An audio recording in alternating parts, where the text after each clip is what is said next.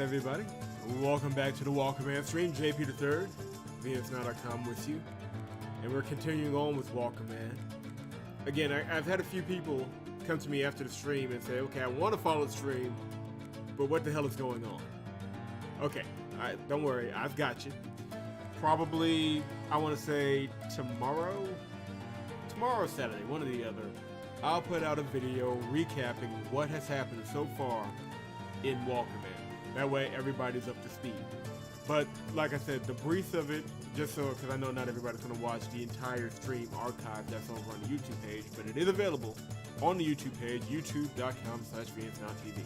You can watch all 8 hours of Act 1 if you so choose. But in the meantime, like I said, I'll put a video out or recap out or something where everybody can follow along with what's happening in Walkerman so far. Because yeah, I mean, it's pretty dense, and just what I played in my first playthrough, it's only going to get denser. So hopefully we don't lose anybody. Some people may lose a foot or an arm along the way. I'm just saying, there's a lot of blood in this game, but we're going to carry on to the best of our ability. So let's go ahead and switch over game stream. Let's make this happen. And we will pick up where we left off, where she is here. Because we had that ridiculous card game with Kala, which was something. And I'm keeping an eye on everything. So far, we do have some drop frames, which is going to be understandable. But nothing, no psychotic crashes, no, nothing that has made me shut streams down in the past, which I am just thoroughly impressed, I gotta say. Let's close out some of this stuff. Give OBS a fighting chance, if nothing else.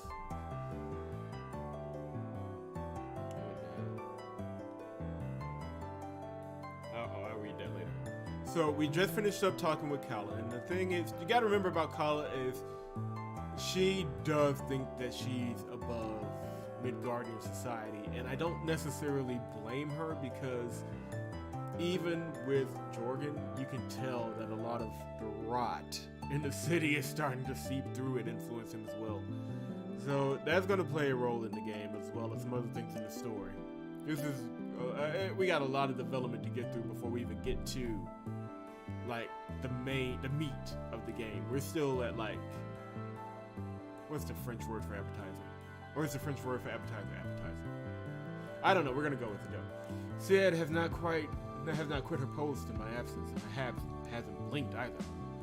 All right, got it. Got what? What I needed. A contract? I don't reply. Siedh steps forward and takes me by the elbow. Where are we headed? That's a good question. Guys and girls, they usually walk up and down C Street, don't they? And sometimes they hang around the market. Well, at least Siedh doesn't know what she's doing either. I do need to see somebody at North Market.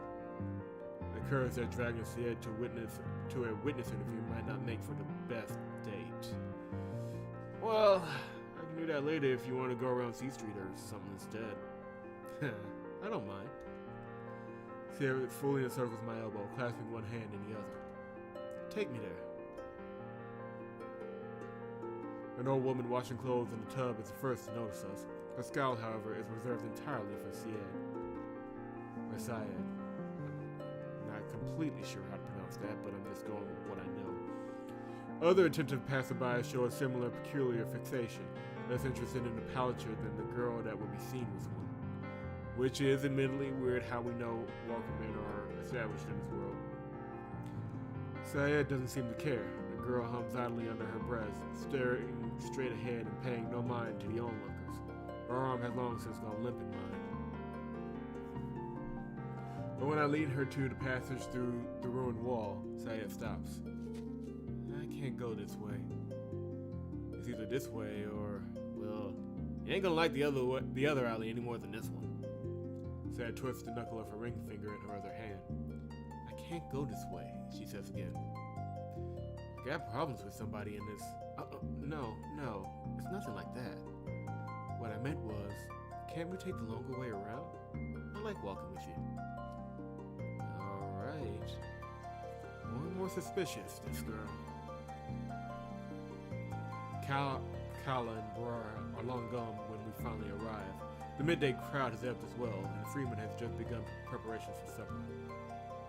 He's seated at one of the tables, eating his own soup and perhaps judging the quality of it when our shadows fall across the table. We'll be up in a moment, he says without turning. I ain't here for the soup, I reckon. Freeman startles. Oh, guess that boy managed to catch her here after all. Honestly, I'm glad. It's the weight off my shoulders. Kept showing up here without asking me nothing. It was giving me conniptions. Couldn't rightly reckon whether you was waiting for me to say something, or maybe you were just plain dumb, or I don't know what. And I see you brought. His gaze shifts over to Siedh. I rest my elbow from her. This won't take long. It takes Siedh a moment to realize I mean for her to go. The girl wanders off to sit by her lonesome at the communal far end. Managed to get yourself a girl. Ain't a Headerchaser this time either, I see. Eric laughs, but the laugh is hollow. Tell me what you know, Freeman. Okay. He stirs his dinner around and heaves a deep sigh. I'm the only raider to get caught out at night.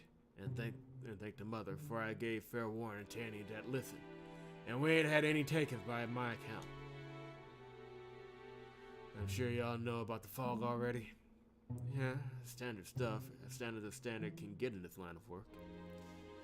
But there are things in the fog, weird things. He sweeps his breast. So strange that now I can't rightly reckon whether I saw them there or in a dream. Tell me the whole story, starting from when you first noticed the weird. Alright. I got caught out in the very first night it appeared. Had the communal open late for that Visturk wedding. I sent the missus home with the leftovers, and I was packing up the stall like I always do. So there I was, hunched over the scullery box, getting an account of all my utensils and seeing how many got stolen. That's when I noticed the fog. It rolled in quick like. Got thick as butter before I could even reckon out what was going on. I never seen one like it. Excuse me. I never seen one like it neither. Pale green and rolling like the ocean. And every breath of it felt like if I were sucking up a coal fire. So I grabbed my scullery box and tried to run home. Didn't make it more than 20 paces though. I hit the market wall. I knew I got myself turned around somehow. And there was something crouching there beneath the wall, waiting for me. Eric wrapped a hand over his brow. Dropped the scullery box when I realized who it was. My own wife. I said, "Honey, what you doing out here? We gotta get home. Quickly now, woman." But then she came forward a step, and I knew everything was all wrong. Something deep in my bones was telling me to run. That look on her face. Eric dropped his head, dips his head, then presses his palms into his eyes. Mother of mercy. I can't hardly sleep in the same bed as her now. Focus, Raider. What happened next? I legged it. Not a thought to where I was going. Just covered my mouth with my collar and ran. When my feet struck loose dirt, I knew I ended up in a children's creche. And I was glad too. I could find my way home from the creche easy enough, even if I was blindfolded. Let me tell you, that's the key to these things. When you end up in a situation like that, you just gotta keep moving. That's all a man can do sometimes. Just keep moving, keep hoping. Focus. Yeah. And then,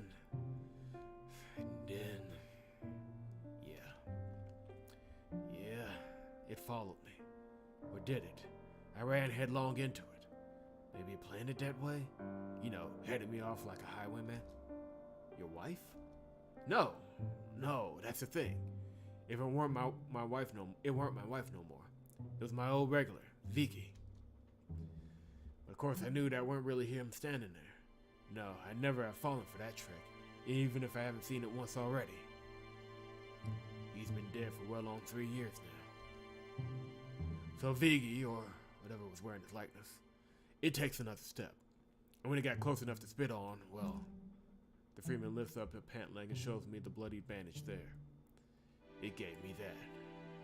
If I haven't dived, it would have caught me in the face, Eric said, swinging a finger over his heart again. Can only thank the mother for getting me out of that one. Good start, but the story was missing some key details. Alright. Quick save. Because options can vary here. Said they gave you a swipe on your leg there. No, not a swipe. It was some kind of vomit. Details? Vigi, it. Eric takes a cloth napkin and passes it over his brow. His jaw opened wide, and underneath I saw it was... Oh, sorry, no, that's wrong voice. His jaw opened wide, and underneath I saw what was wearing his skin. And then out came... It was like, I don't know, hot tar? I've been seeing the barber about it. Yesterday he said it was healing right, I thanked the mother. It burnt so bad I thought it'd take the leg off. One that sprays acidic vomit. That, combined with the heavy fog, complicates the situation. I could get a face full of burning bile without even laying eyes on the thing. And how far away was it? Not far at all. Maybe 3 times the distance between you and me. About 6 or 7 paces then.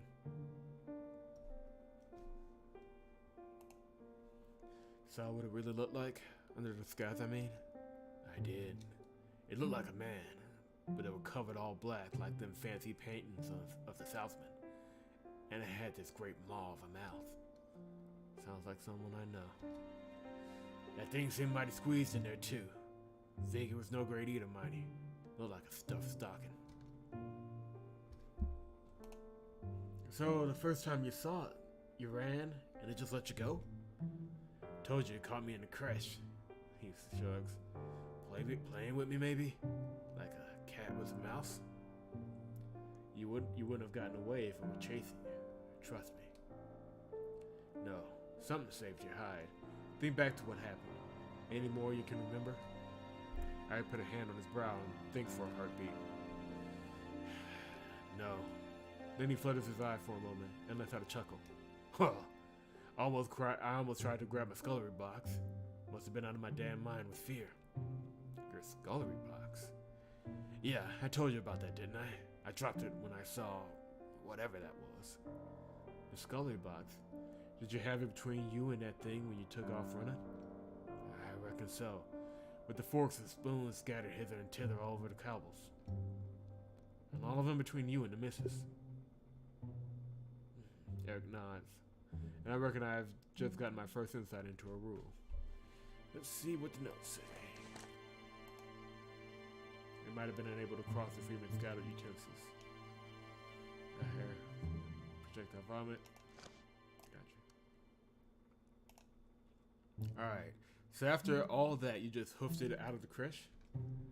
Eric grunts in the affirmative. No trouble getting home with all that fog? Oh! Ira claps his hands. How could I forget? First thing I meant to tell you, too. Let's hear it. Ira grabs a fish spine, cached by the cauldron as if the rancid thing was something to treasure. When I was getting away from the creche, first thing I found was this old Polska carp, because it ain't had no fog around it. The freeman holds up the fish carcass for me to see. Colorful strings of yarn have been tied all along the ribs. Little red fingerprints are smudged upon the skull too, as if the critter was some great warrior buried in its war paint. What's been done to this thing? Kids were playing with it. Must have left it behind the crash, thanked the mother. Maybe I wouldn't be standing here otherwise. Fog didn't seem to like it. Seems like the fog doesn't like bones of any sort. Though that kind of guesswork is beyond my station. But that's how I got home. Pet looking it through the fog, swinging this around. So the fog itself obeys rules. That sounds similar to how the catch me vines behaved in the harbor alleyway. Harbor alleyway. Wow. It's too early to be tripping on words. Take a look around the North Market apartments. See how many folks got bones tied to their gutters? That's to keep the fog at bay. The weird wouldn't be able to pass closed windows anyway. But whatever helps them sleep at night. This little one right here is the inspiration for it. Before you ask, no, I won't trade it away. You can find bones aplenty around here if you feel the need. So then, I'm gonna take a look around. You gonna be here long? I will, Raider, but I ain't got time for any more of this. I gotta get to cooking. You know where to find me, but don't come around when I've got customers, you hear? Man's gotta make his living. Understandable. When I find Siedh again, the girl hasn't budged. She sounds like a homunculus, really. That might not be too far away. Hold on.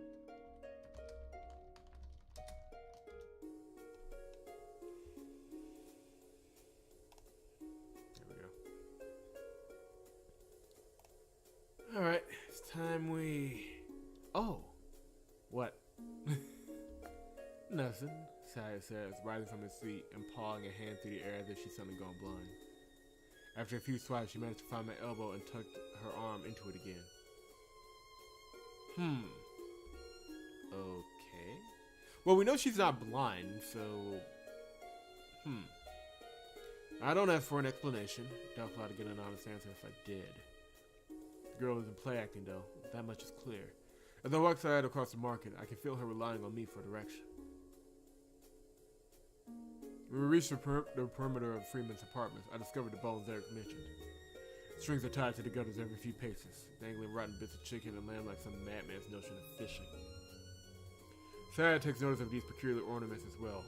Odd that she's certainly no longer the spell pureblind. I grab one of the lamb bones and give it a swing, wondering why the freemen don't just cover the market with this kind of scrap. A straight pass over to us, providing the answer. He sits and cocks his head at the bone, perhaps waiting to see if I'll cut it down and let him have it. No, dog. This ain't for you. Lets out a whine and then a little bark. I brush a hand at him and tell him to shoot. Do you like dogs? Yeah. As long as they're taken care of. I glance down at the tray again and check for scabies. Looks like I found another application for my burnt bones. But any attempt at clearing the fog will have to wait until nightfall, lest the neighborhood Mongols make off with my tools. On the topic of neighborhood Mongols, I should let Bra know that I happen to get his contract. One last thing I gotta do, promise. Then we'll go around. Find Bra's apartment just beyond the market square. No one answers, so I knock again. This is your friend's place, ain't it? That Freeman boy? Yeah, I wanted to tell him something. Guess he's out and about, though. I saw him earlier with that foreign girl. They seem to, enjoy each other's company. I don't need to guess at the comment's purpose. Yeah, figured those two would get along. I glanced back towards the market communal. The late afternoon crowd is starting to gather. Doubtful I'd be able to get the Freeman's attention again. That's just as well. I should get some first-hand experience before asking any more questions. Nothing more likely to irk a witness than endless line of directionless questioning. Well, so where are you gonna take me? Just what do couples do when they're going around anyway? The communal is out of the question. I reckon the pillory won't make for a great date either. How about the harbor? You grabbing my oar? No, honestly, ain't it nice? You like to smell a dead fish, maybe? I won't mind. I'm sure the view is nice. Siedh steps forward and takes me by the arm once more. Take me there. Everybody's back. As expected, Captain Olaf is posted by the hatchway when we arrive, but Luxie is here too, and that makes for an unpleasant surprise. And I won't be naming names, but he's very talkative. Details were mentioned. Key details. Key details of what? We're just unloading the ships, that's all. Oh, I know your racket full well. Don't you worry, Raider. Racket? But it was an honest trade. Well, did I have a Scottish accent for him or an Irish one? What's the difference? Racket. If it's an honest trade, going for a service. If the captain's running the damn racket, they have to lock the labor in chains if they could. Looks his hand flat in his bandana and he scratches his hair furiously through the fabric. Now look here. Business is running like hot butter out in the harbor, and you're gonna go and screw it all up. Running at a set pace, eh? So set in fact that each shipment has the same number of boxes lost to damages. Well, I'll have to take a look at that. Probably some improper lifting techniques up the lane. That's my guess. Really? Sounds to me like y'all are quite proficient in these lifting techniques. Nevertheless, I've informed the captains that they aren't to pay you a copper until after their cargo is unloaded. Looks in the officer turns to the approach. Well, the Poucher again. And who's this? A friend. We're just passing through, sir. For taking a look at the bay. Maybe grabbing a bite to eat after. What, at some dockside pothouse? You're a poor date reader. Captain Olaf gazes upward at the sinking sun, shielding his eyes with a gloved hand. Well, it's about that time anyway. Private Howard, you're relieved. Aye, sir. Harold replies and takes off with his halberd on his shoulder. And as for you, Raider, time draws short. That's all the more I have to say. Lucy cups his brow beneath his thumb and forefinger and sighs. What do you want, Pacha? Nothing. Nah, everybody wants something. He sets his lone eye on Siedh. Why'd you find her? Around. Siedh answers for me. You're really thinking of bringing her to the well, right? Of course not. I don't really know why I said that. That ain't proper. We're just gonna look at the sea. Once he writes his nose and hum. The boys should be off the pier by now. And the sailors are already in their pods. Shouldn't be any problems. But if there is, you come straight to me. Lucy's for near. Alright, okay, sweetheart? I'll give them a talking to. Lucy's putting on the moves. We'll be fine, thanks. Thank you. Now don't mention it, sweetheart. We're the friendly type out here in the harbor.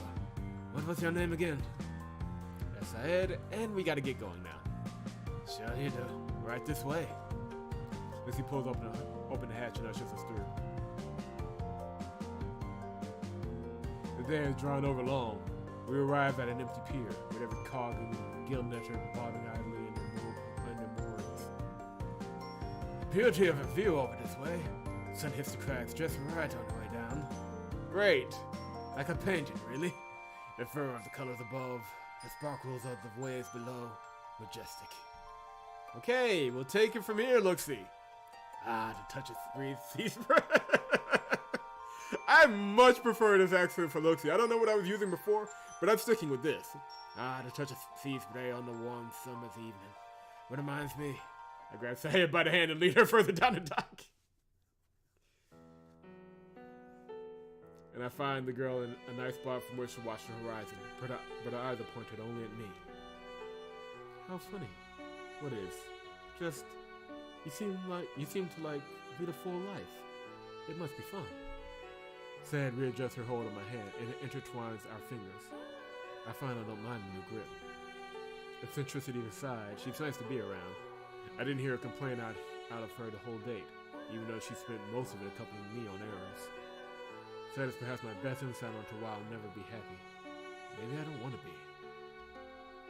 That is a pull quote right there for this game. So much character development in one sentence, and some developers can't do it in an entire game. That just tells us something right there. She's the only girl that's ever taken such an interest, and here I am trying to burn her off like a tick. I've been waiting. I've been waiting. She trails off, lost once again to whatever faraway glen so often takes her. A rogue wave slaps the pier beneath us, dotted inside its dark curls with beads of light. She doesn't wince. Don't reckon the girl even noticed. I follow her gaze out towards a featureless stretch of water. No flotsam, no sundown glamour on the ocean waves. Not even so much as a dross of seaweed. There's simply nothing there. Say it? That is a very good backdrop. Whoever did that backdrop, scale mail, give them a raise.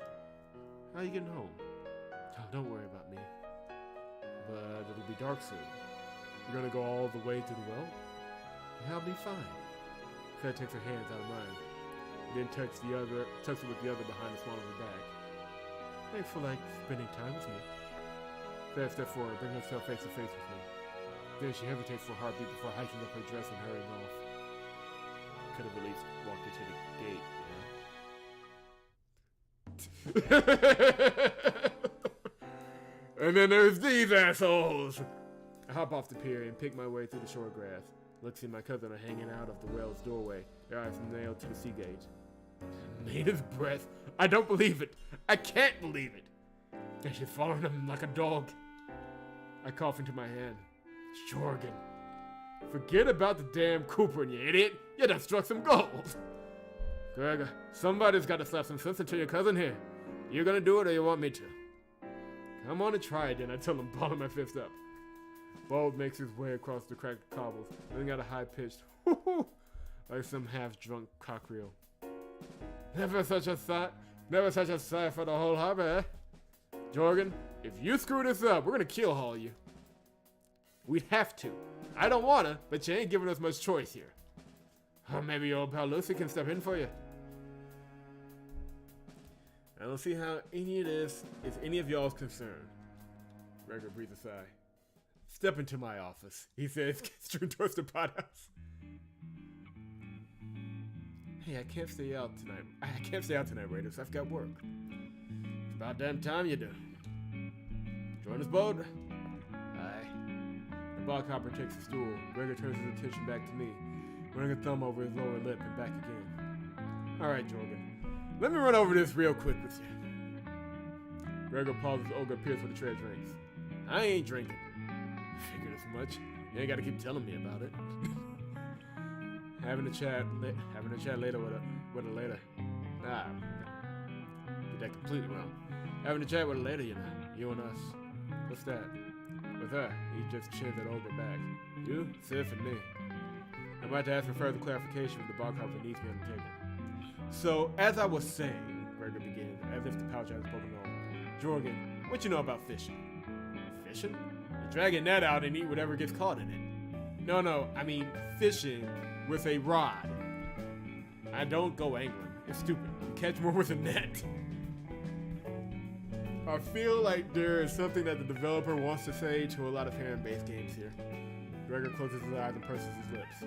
Listen, Gregor, I spent the last 8 years living off... Alright, it doesn't matter. Give me back my metaphor. Now, when you go angling, there's two things that's important. Luck and preparation. Gotta have a little luck to get a bite. That's the first thing. And then when you do get a bite, you gotta know how to reel it in. Now, that's where the preparation comes in. And that's why you're pissing me off right now. Because you threw a line out for the first time in your life, pulled up a damn whale, and I ain't got a clue what to do with her. I see a whale in this metaphor. That don't matter. Look, you're missing the point here. Are you gonna reel her in or what? Yeah, should've get off the pot, Raider. Would have guessed y'all could come up with a worse metaphor, but there we go. You spun where the shit all ya. How so? They're whittling over a girl now. Nah, let me take that back. Let me try that line again. You're whittling over a girl. Now, as we got bigger birds to better. What's her name? Olaf. But me and Gregor already talked for moons about this. It ain't exactly the concern of the uninitiated. All the same. The class go grubbling. Best pack your tackles, roll home, man. I think I butchered that as well as I'm gonna butcher anything in this life. The man's got a point. Many raiders ran out of coin chasing girls, but nobody ever ran out of girls chasing coin. That's it, man. A lot of good quotes in this game, I just gotta say. I'd rather die in my harbor than live in Downbend. Don't go off the ground on Downbend. Cheap pods, easy girls, not boots in sight. Alright, well, seeing as how y'all are carrying this conversation just fine without me, you do what you need to do, Raider. I always do. Open the pothouse door to the last distant cries of Vespers. The day has already waned to nothing. Death kicks up in a burst of cobalt and settles again over the street. Dial that back in. I can English. It's time I actually start acting like I know what I'm doing. Death kicks up in a burst of cobalt and it settles again over C Street's ruined cobbles. Fresh powder like a first snow, soon violated by a lonesome trail of boot prints. The path that Siedh had laid out last night is complex, and I can't be certain that I'm tracking it exactly. I passed beneath a galley of dark and empty windows. The city-state is so silent that one might reckon mankind has already gone from such a place. Might reckon so, were it not for such clear signs of his inhabitants, the rats. Every heap of trash rustles with them. I freeze in my tracks at another, more disturbing sound. Footsteps. That's no rat. Unless they've gotten themselves a cobbler. I drop to a knee, hoping to highlight anything out of place against the skyline. Yes, just ahead. Another wanderer out here in the night. Their silhouette passes into a byway 20 paces ahead. I consider calling out, but soon think better of that idea. Probably just another degenerate. A soon-to-be pile of clothes perfumed with the scent of the pots. But if I near the marketplace, I catch sight of the same shadow once again. We are following the same path. SIGRID. And there she stands before the market like some bog mummy excavated from its poison air. Look at that sword! The hell are you doing here? I asked, giving SIGRID a start. Shit, I knew someone was following me. Ask what you were doing here. Oh, what's it look like? Looks to me like you were fixing to work this contract. And? No man fingers the wrap on her great plank of a sword. Gotlander make by the look of it. Surely that wasn't meant to be a threat. Well, this here fog is my business. I untook the rip from its pouch flap. Civilization's flimsy missionary. Says so right here, I tell, tapping the parchment. Does it? She can't read, of course. Neither can I, but the legitimacy of the thing stands all the same. Alright, that's enough talk. I'm trying to act here. Just who the hell's paying? The question dies in my mouth. The answer is obvious. That freedman boy who hired you. Tomorrow, you go on and tell him another poucher is working his contract. An official one from the cult. Like hell I will. Like hell you better. The wind picks up, sifting the wind around and giving us a taste of its foul air. SIGRID leans into her sword and covers her nose with a gloved hand. I can't do female Scottish accents. I'll try, but it's gonna get weird. No respect for Raider customs. Not a hint of appreciation for helping her with Gregor earlier either. What did I ever see in this girl? Long legs and red hair. That and she could probably knock your lights out in one hit. And based on your descriptions earlier, that is your type, dude. I'm just saying. The one settles, and I take the opportunity to speak first when we can breathe again. This ain't between you and me, you understand? This is between you and the Guard Corps. Really think that boy's gonna stick up for you when they come a knocking? Bullets don't scare me. They can't even patrol in half the high ground hoods. They think they're gonna pick a fight in Downbend? The girl shakes her head. No, that isn't going to work, Raider boy. Yeah, let me at least give a female Scottish accent an attempt, or an Irish accent. Let me see what I can do here with this material. No, that ain't going to work, Raider boy. What else you got?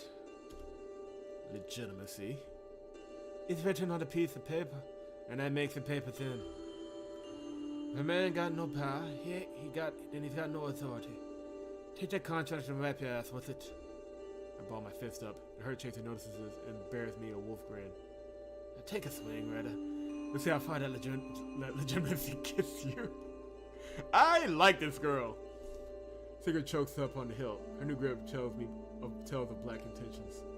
I reckon I'll just let her have this small victory. Yeah. I don't relish the thought of tucking tail, but she's armed and I'm not. She's likely to use that thing too. There's too many stories of Raiders that go looking for honest fisticuffs with a redhead, only to get their heads pulped with a cobble. The world ill needs another such tale. Whatever. Stay on your side of the market. I turn heel and put some distance between us. The hair on my neck rises with anticipation of a kick to the legs or punch to the back of the head. But that blow never comes. Only when the Headerchaser girl is safely out of sight do I feel comfortable starting a nice investigation. Alright. The burnt bones. Right. Well, let's just experiment with everything. Let's say for a second, let's just experiment with everything. Let's see what we can get. I hold out a handful of coppers and wait for any signs of changing the weird. Nothing. Well, this I ain't gonna lose coins like the last contract. I aimed to slip me from its place in my belt and wave it around in the air. No reaction. I flinch when I hear something go bump in the fog. There's something moving in there. Sure enough, a stiff wind reveals a man-shaped figure standing amongst billowing rolls. But then it all swells up again, and when it settles, the shadow is gone. Huh. That's odd. Odd. Very lucky. Either doesn't like leaving the fog, or maybe there's some other rule at play. Either way, it seems safe to continue the nice experiments. I swing the tail around in the air. To my surprise, nothing happens. Oh, crap. The tail had bones in it. It should work. Well, that's embarrassing. There are some, and I've sent an email to the developers. There are some issues with the game. It is not fully optimized either. There's some bugs that I tend to clip. So, and I'm assuming, and this is just me, that those bugs happen with choices that are not meant to be picked. So take that for what you will. Hopefully I can get that cleaned up, or they can get that cleaned up without breaking it. Literally the last time they tried doing a mass fix on some bugs, it broke the game. But that's kind of why I'm streaming it now. It still relatively works, and I don't want it to screw up. But that should work. But that's the word, should. Doesn't go very far in this line of work. I swing the snake around again for good measure, and the fog pays no mind. The wind picks up again. It stirs the weird around some, and it gives me insight into something odd about its behavior. It's written up right up to the wall of many freedman apartments, despite the bones hanging from their gutters. Not all of the ornaments have failed in their purpose, however.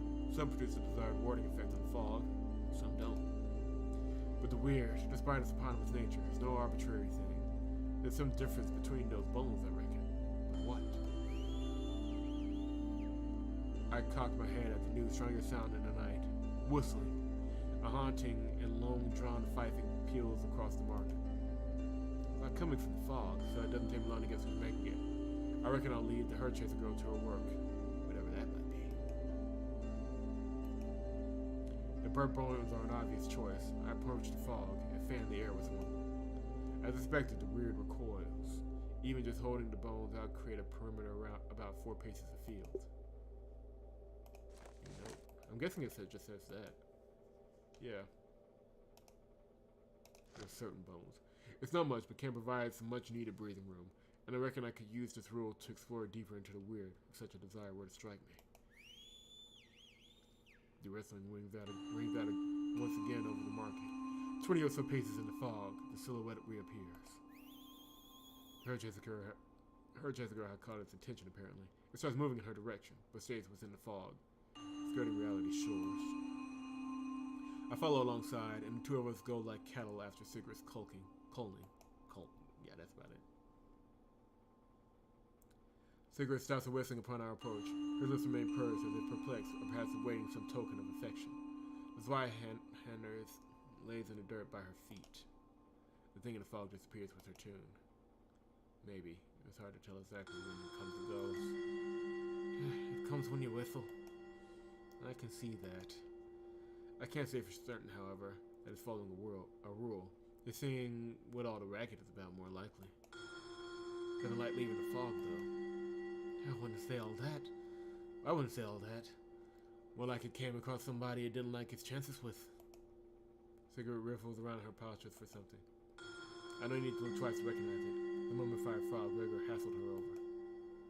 She waved the carcass through the air, as if meaning to give its dead eyes a good look around. The fog's rolls recede with each pass.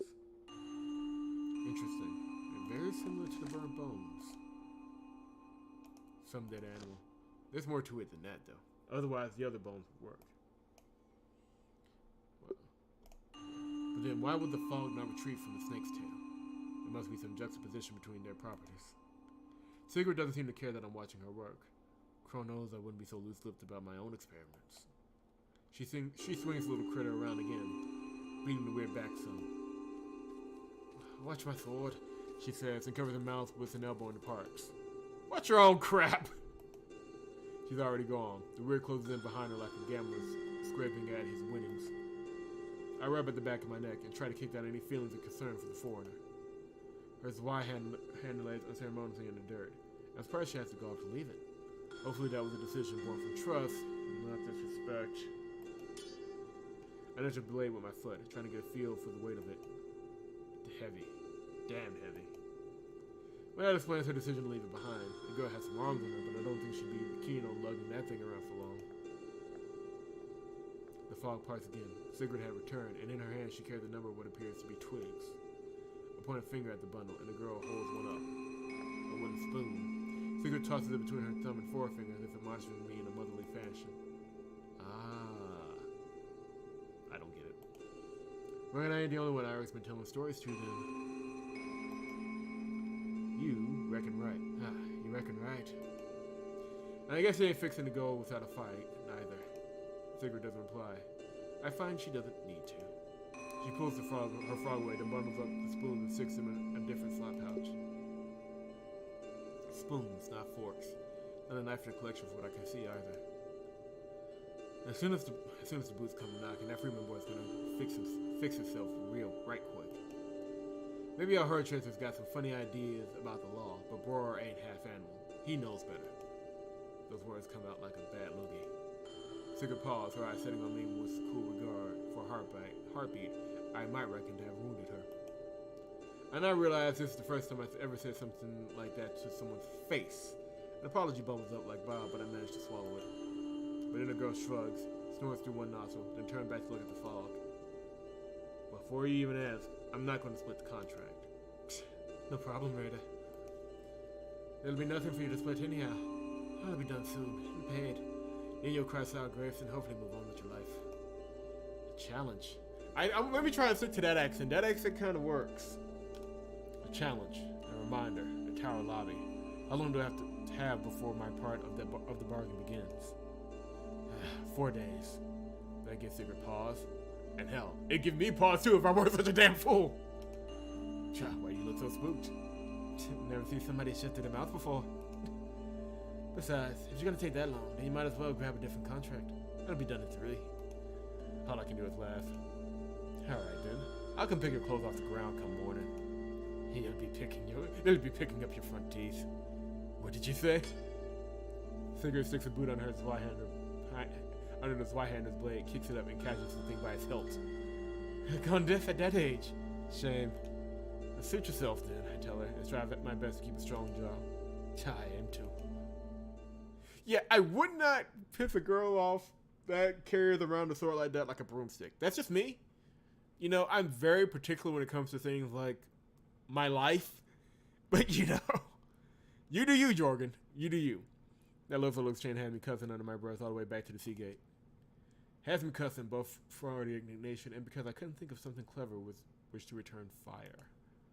You aim to. Aim yourself. Off a cliff. Damn foreigner.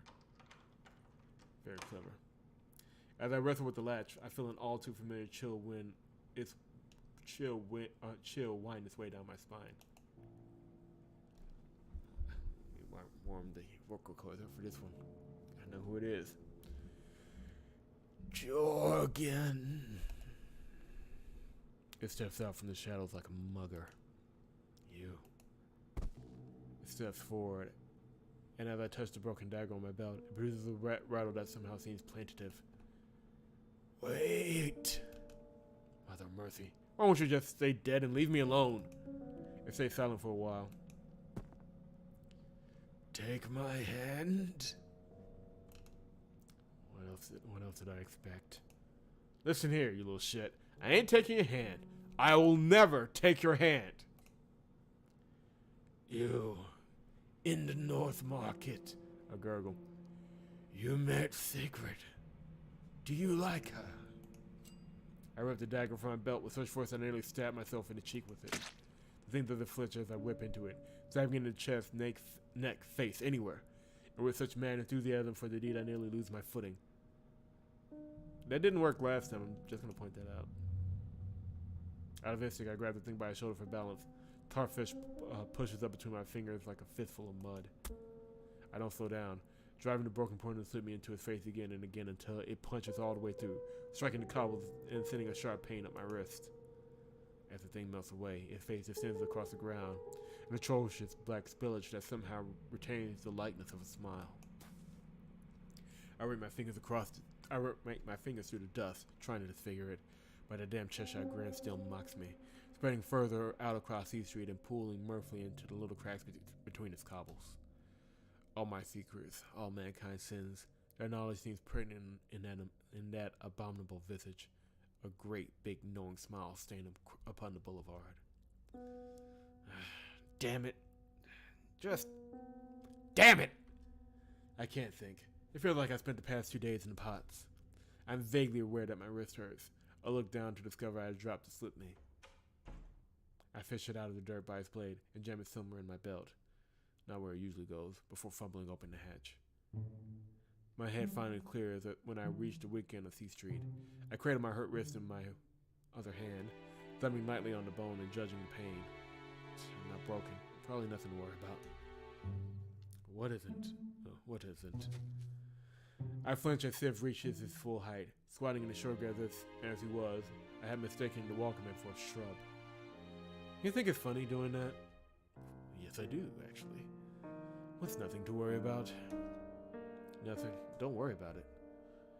Nothing is probably nothing to worry about. He thumbs his chin. There's a simple genius in a statement like that. Almost poetic. I would disagree, though. Nothing is almost always worrisome.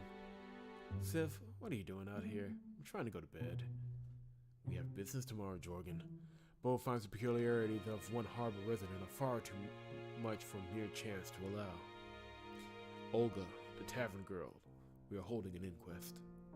An inquest for what? You know. I truly don't, but I have a strong idea. Bo's sure of it. I'm not. We'll have to judge her for ourselves. Even if we can't get positive identification, well, it's good to kick down a door every once in a while.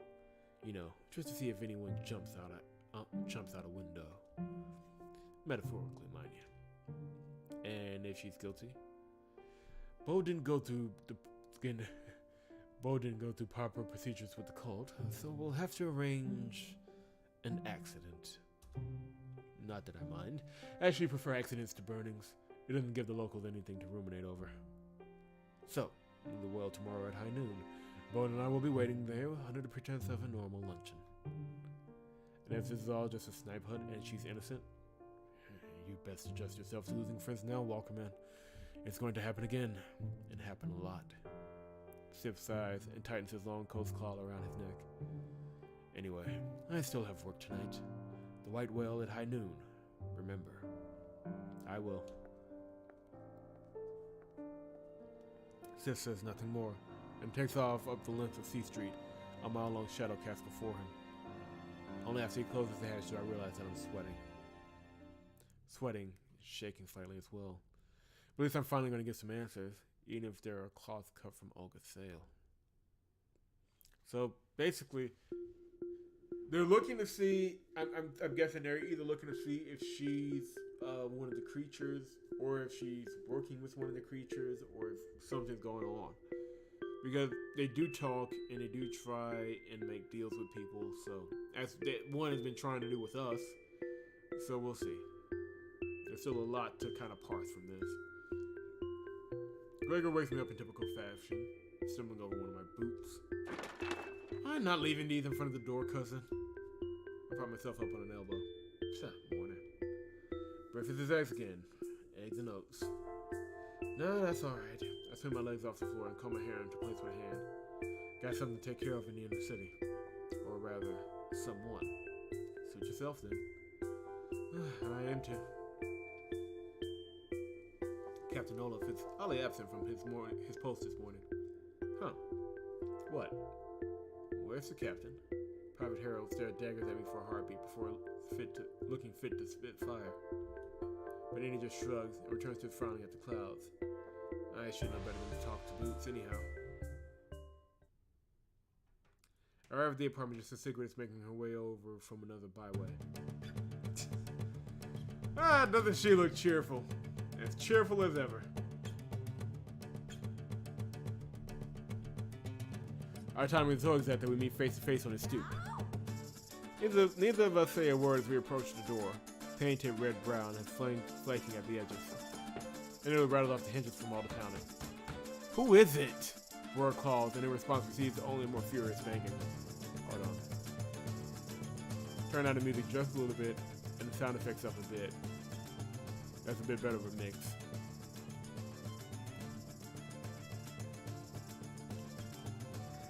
Hey now, if it's about those fittings... Oh shit. Bro, you open this damn door right now. SIGRID gives the wood next to the latch a kick, leaving a muddy boot print there. Come on out, Freeman. The door tilts open hesitantly, revealing a pair of squinting eyes and that broad cliff of a nose.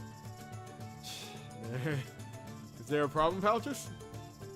What do you think? I jammed the door open with an elbow, then produced the contract. Bro looks over with a slow whistle. Witnesses? By the contract herein, culture of our matriarchal trio, yada yada, desire to retain the services of a Walkerman. That figures. As soon as you do something about a problem, it goes and solves itself. Well, I told Miss SIGRID, tell her to beat it.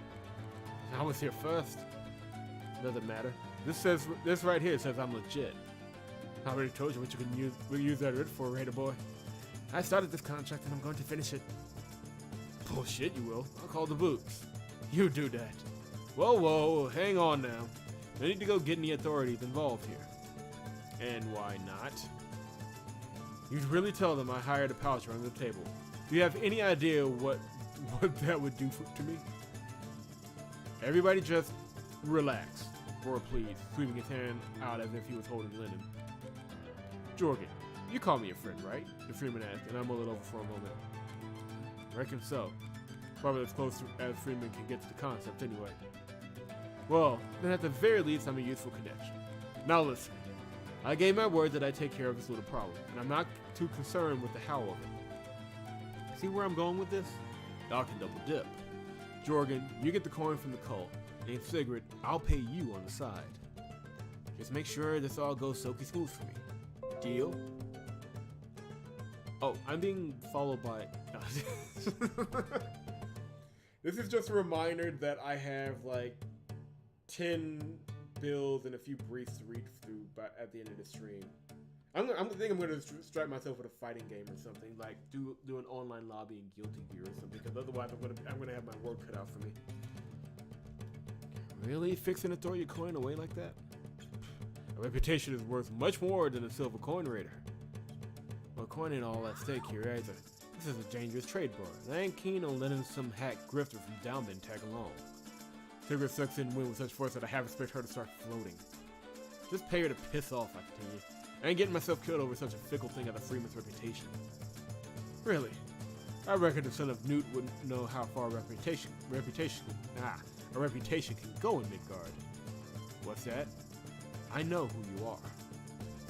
Maiden's breath. You must have gone asking around. Alright, hey. I risk a quick glance at SIGRID. I got you. I may have underestimated the boy. He's a little on the goofy side, but he can put a spade and handle together. I made use of it in true Freeman fashion. I think that's what Kala was trying to tell us. Don't give me that look. I wouldn't do this if you hadn't threatened me first. How do you think this works? I scratch your back, you stab mine? Roy purses his lips, and for once actually manages to look a bit threatening. But everything is settled here, right? You can work your contract. SIGRID can work hers, and both of y'all will get paid in kind. And as for me, my father will realize which son can be trusted with such discreet and complicated matters. So, what do you two say? I cut my chin in my hand. The Freeman makes the most convincing kind of offer. One I can't refuse. I'm gonna make him an offer he can't refuse. I ain't got much of a choice. Word turns to SIGRID, whose face remains the very picture of scorn.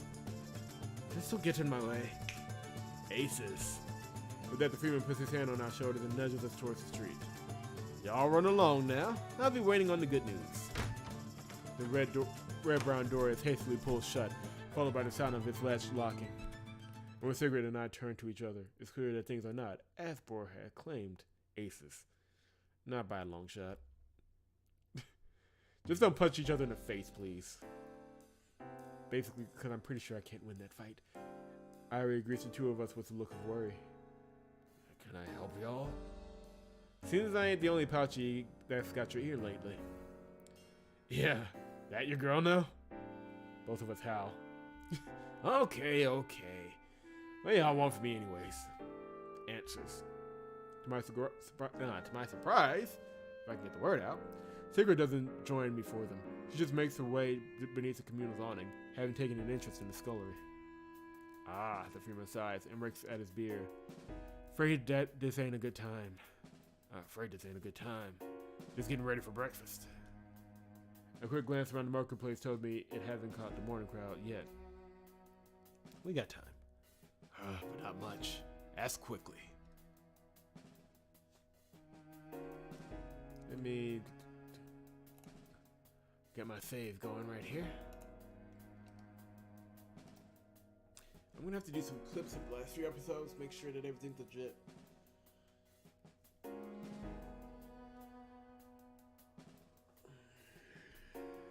Hold on one sec, I need some water.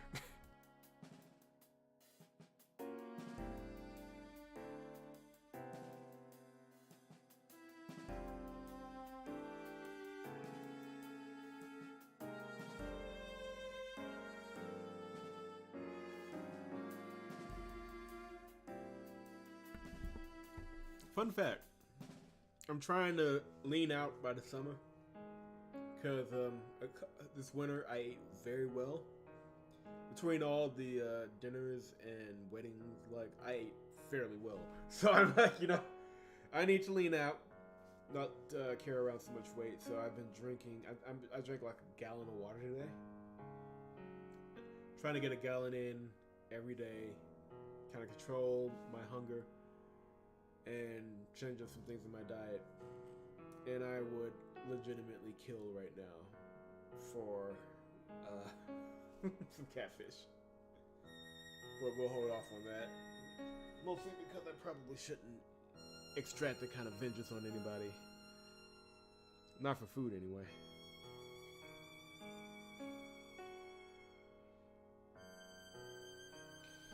Alright, so let's try the bones tied, because we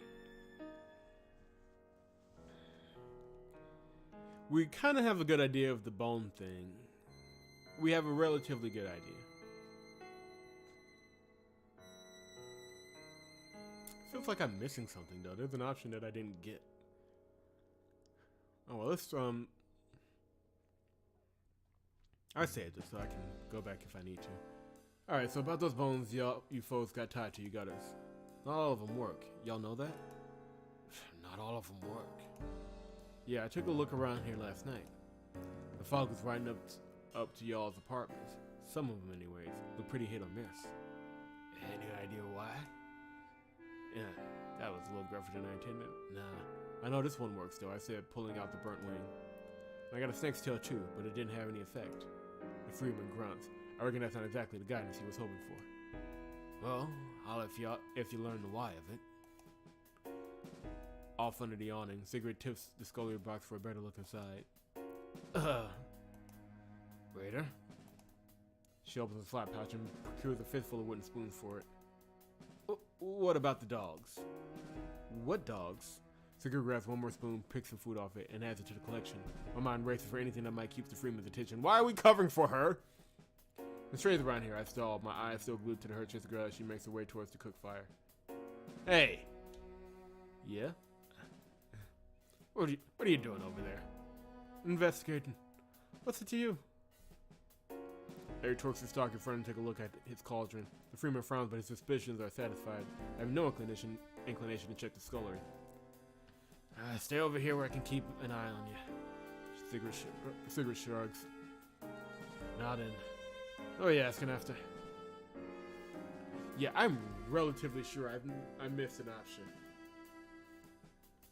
Because in my original playthrough, I thought that I had 3 questions I could ask. Or maybe what happened is that I didn't ask enough. No, I didn't use enough options. No, I used all the options with the fog. Used up all the options with the fog. I didn't have any options with SIGRID. I'm assuming what happened is in my first playthrough of the game, I had options. I had extra options. Oh, I know what it was. I know what it was. I know what I didn't do. So I don't think it'll make much of a difference to the game. But what I didn't do is if you pick the bones first off instead of last, he'll go deeper into the fog and he'll see stuff. So that's probably what I didn't do, and that would have given you an extra option here. I love that about the game, but at the same time, I hate that about the game. I shouldn't be quite this picky. I'm just saying. Lordy. Let's continue on then. I don't think it'll affect the game that much because again, what we see isn't the biggest deal. I don't think. We're gonna find out fairly soon, though. I tell you that. Let me just see what the next answer is, and then I'll decide because they're staring at me like they're just waiting for you to get on with it. I'll do that. I'll save a copy, and I believe I saved right before I hit the market. Let me see. I believe I did. Did I? Yes, I did. So I'll test my theory then. But let's see what this option gives us. I ain't trying to rhyme, Eric, but you're not giving me much to go off of here. Because the thing is, and especially with this game, that if you leave any details out, it could affect you in the big fight later. Eric shakes his head. What else could I tell you? Well, think for a moment. Anything else going on around here? Anything suspicious? Oh no, nothing of that sort. Freeman's arguments, pickpockets, things gone missing, the usual gossip. What sort of things went missing?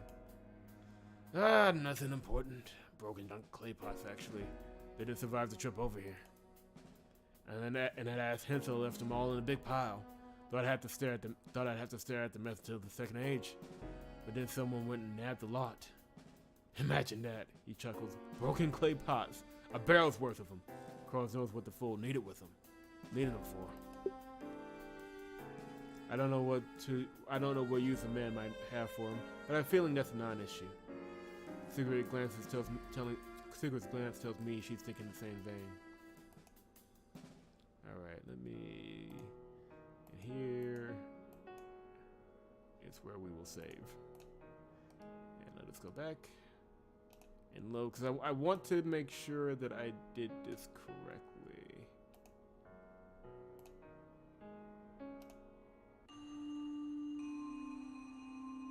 Let's try to burn bones first, because burnt bones are an obvious choice. I suspected the red records even just holding the bones out creates a perimeter around. Okay, so that didn't change much. Yeah, nope, there it is. Explore the fog. That's what I forgot to do last time. So let's explore the fog. I hold the wing out again. In response, the fog peels backwards across the square. At times like this, it's difficult not to anthropomorphize the weird. The way it flinches away from the burnt bones, as if I were some mugger it was trying to reason with. Ugh. I catch a whiff of the air and green curlicue?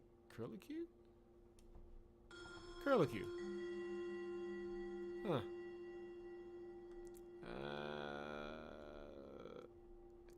I'm pretty sure that's close enough. We're gonna go with it. Leaving all else to the imagination. And gag on it. Burn eggs and vinegar. Thankfully, I have yet to meet a raider that stench might liken to. One hand holding my shirt over my nose, I continue forth.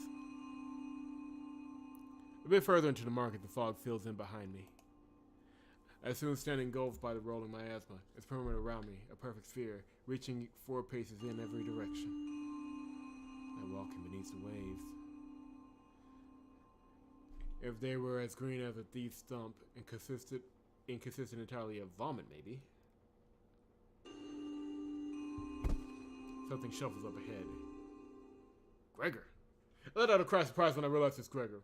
He halts at the threshold of vacant air and stares silently inward. Stares silently inward from the weird. Same look he always gives me. I've known it for nearly 2 decades now. That thing wears it flawlessly. My face has gone numb. My thoughts come sluggish and half-formed. The spell only breaks when that imposter steps forward again. I swing around and beat a dead run back to safety.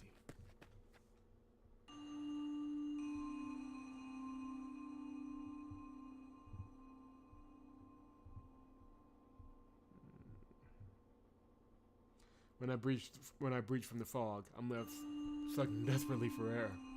Even with the burnt wing clearing a perimeter, everywhere for that my asthma is terrible to breathe. Our story holds true thus far, but I never had believed it was really Gregor standing there, even if I hadn't heard the Freeman's tale.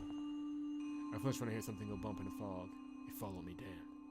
There's no way I'm fighting that thing tonight. I didn't even think to bring a sword. I'll have to flee.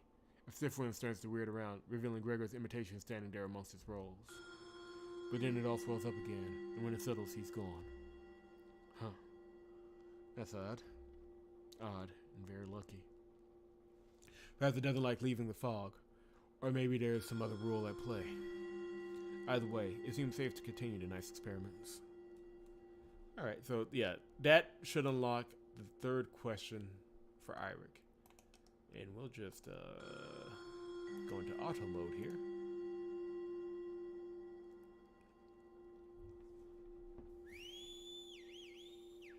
And give that a second.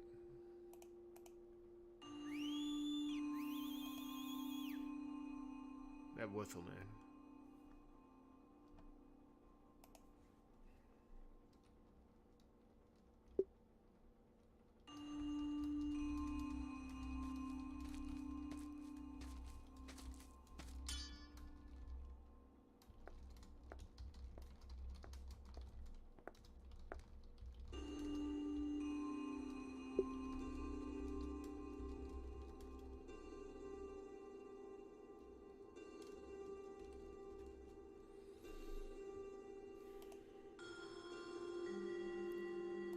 Y'all forgive me, we're just gonna let this run a little bit longer.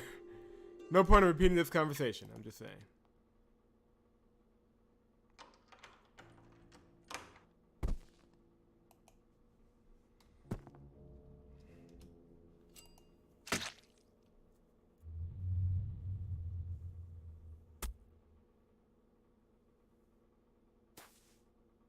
I do have to be careful though. Whenever I do automated something or speed it through anything, it usually just kind of drops out.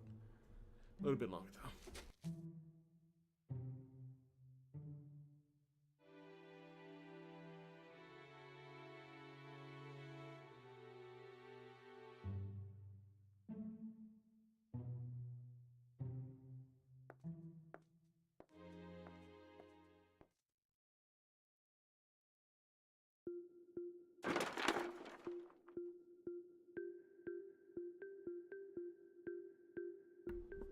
Almost here, folks. A little bit more here.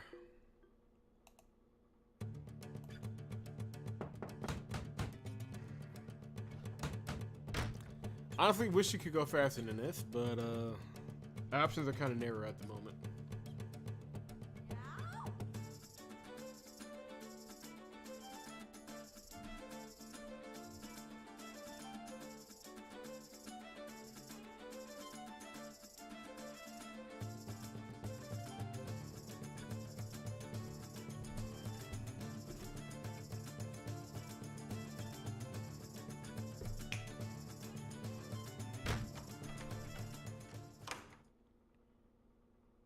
Alright, here we go. Took a minute for us to get there, but we're here now. Yeah, there we go. So this question is kind of pointless. This one, these are the 2 we need.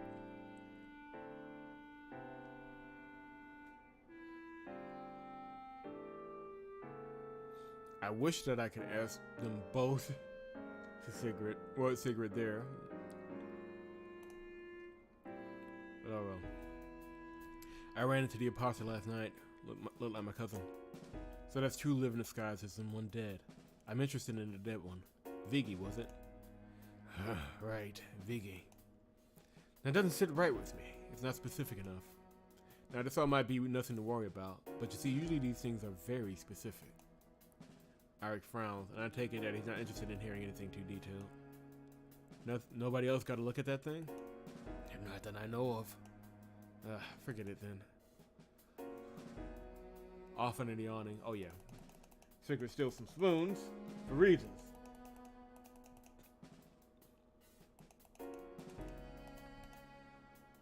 And we'll go with this one.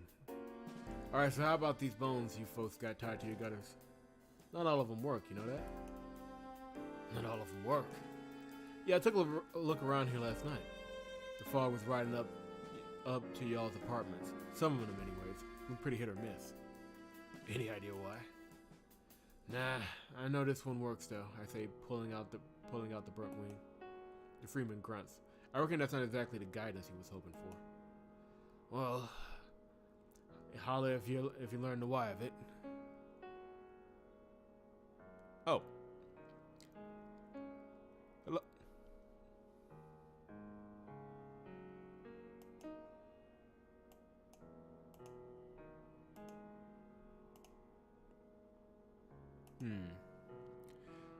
Lena Morelli. Hello. Thank you for the follow. Although the alert transition box didn't work for reasons I cannot presume anymore. I don't know how this thing works anymore. But thank you for the follow. I appreciate it. And I hope I got your name right.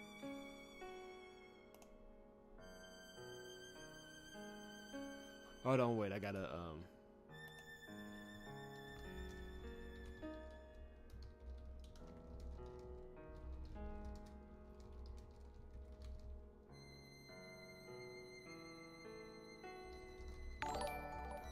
There it is. That took long enough. But yeah, thank you for the follow. Don't know. Maybe it has its own. You know what? Whatever. It worked. That's the important thing. I'm sorry, I'm yelling at Frog.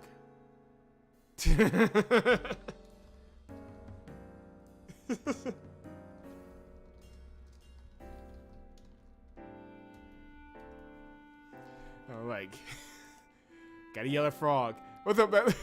For the record, Frog, again, you were out at work over watching my stream. I just want to point this out for the people. Like, Mike gets an excuse because I yell at Mike enough to where he probably doesn't want to be anywhere near me. Understandable. He deserves to get yelled at, though. But you were what, at work? Really? Frog.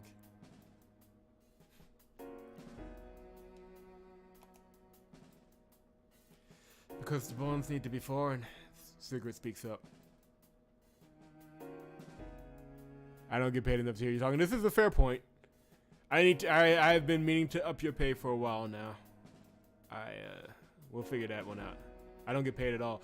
Well, Lena, I only have so much money. We'll have to figure out a way to spread it around, okay? But Frog gets paid because he has joined me many a time in mocking Mike because Mike deserves it.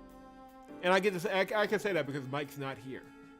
So I already promised in Discord to be nicer to him. Here, I can say what I wish. And what I wish to say is that Mike is an asshole. So there.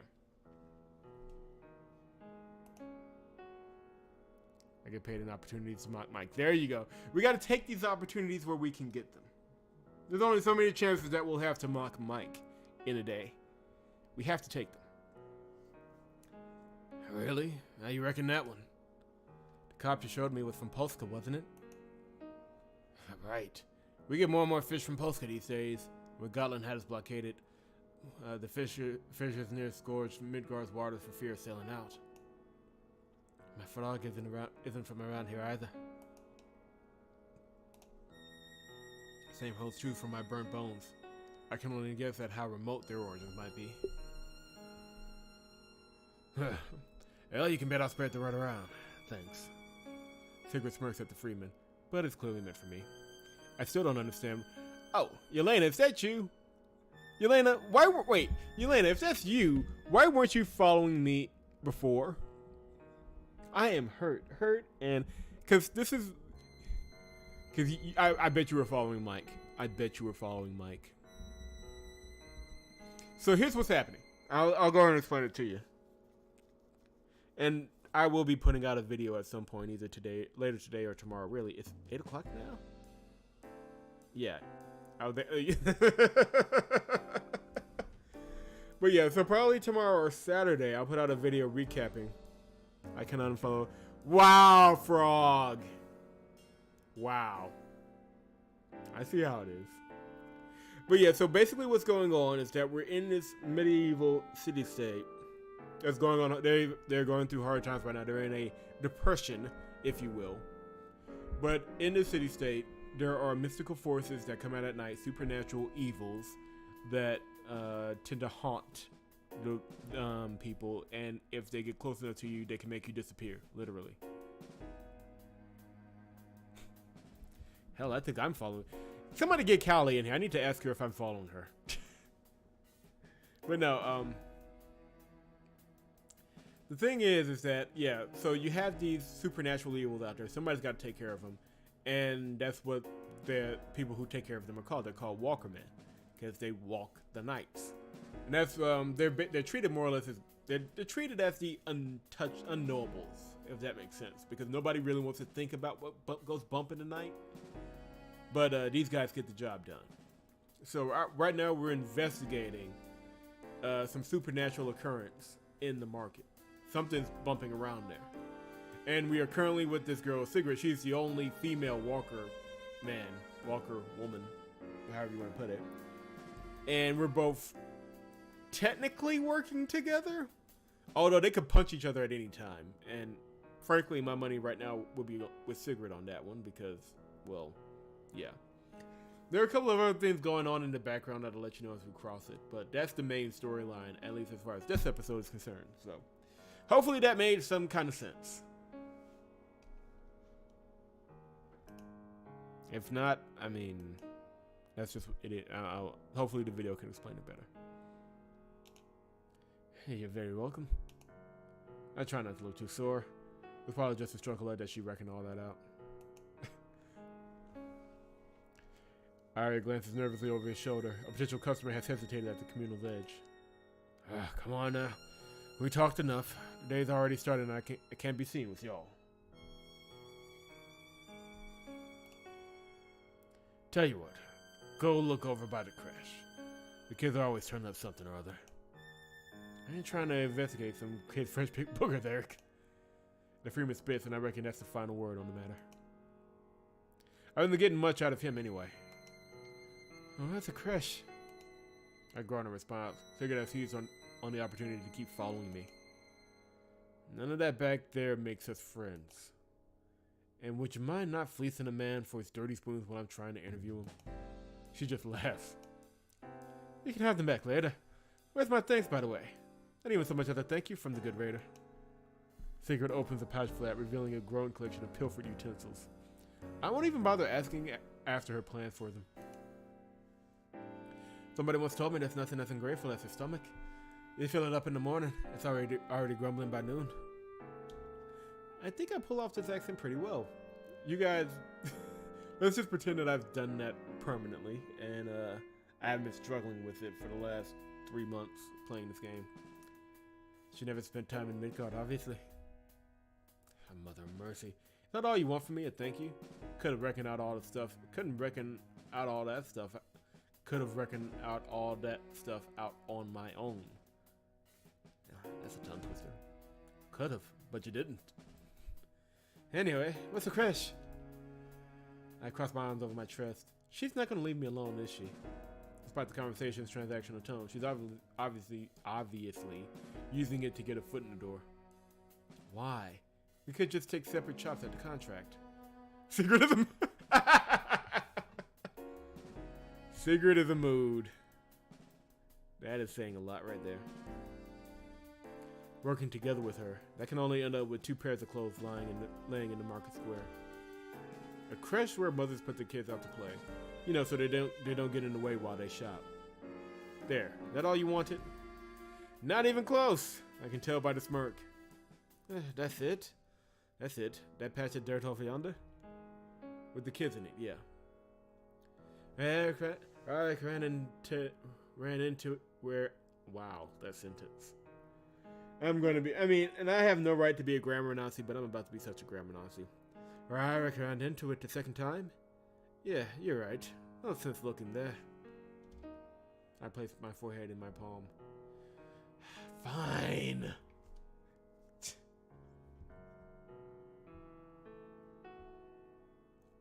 They're so cute together. They were never a minute, but they are.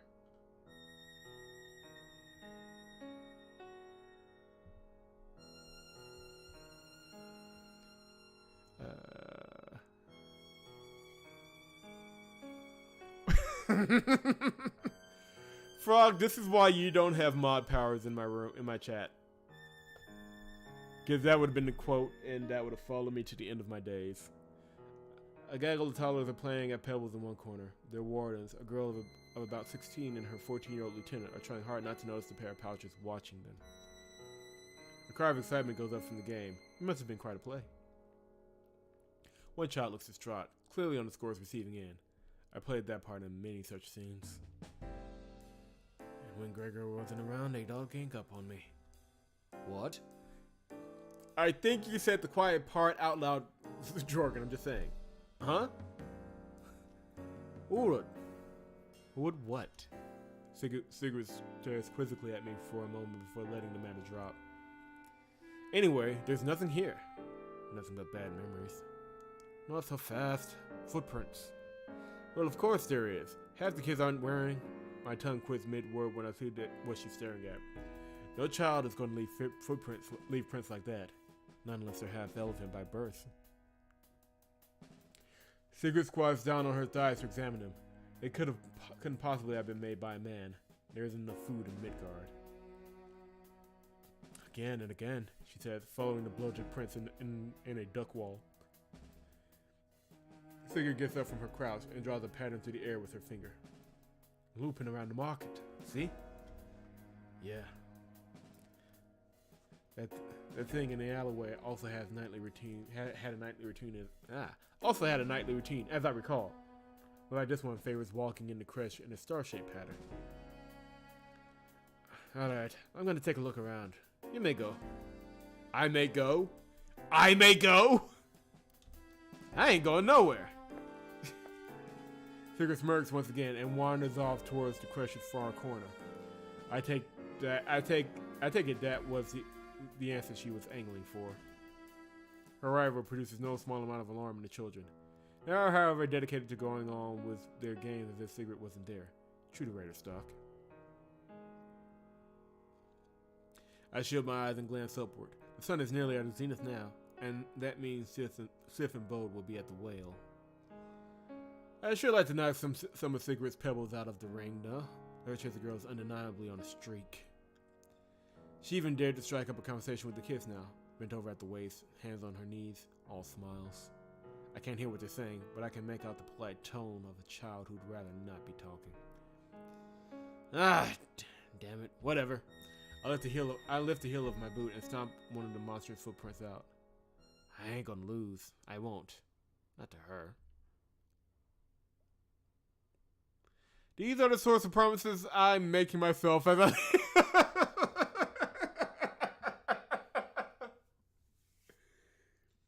Jorgen, this is not good.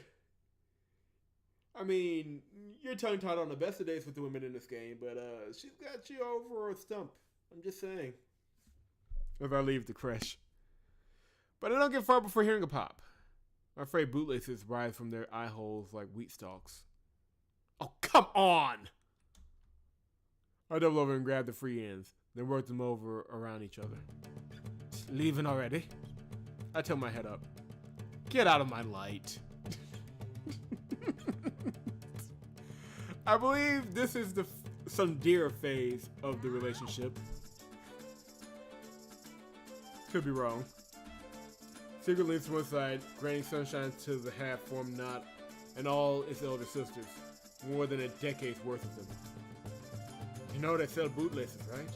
Put the damn things away. I finish the square knot and pull it tight. You throw things away, they don't come back. I stand back up and kick my leg around a little. The boot sits just fine now. I'll keep these laces until they disintegrate. Anyway, I got work stuff. Work stuff? What do you call this?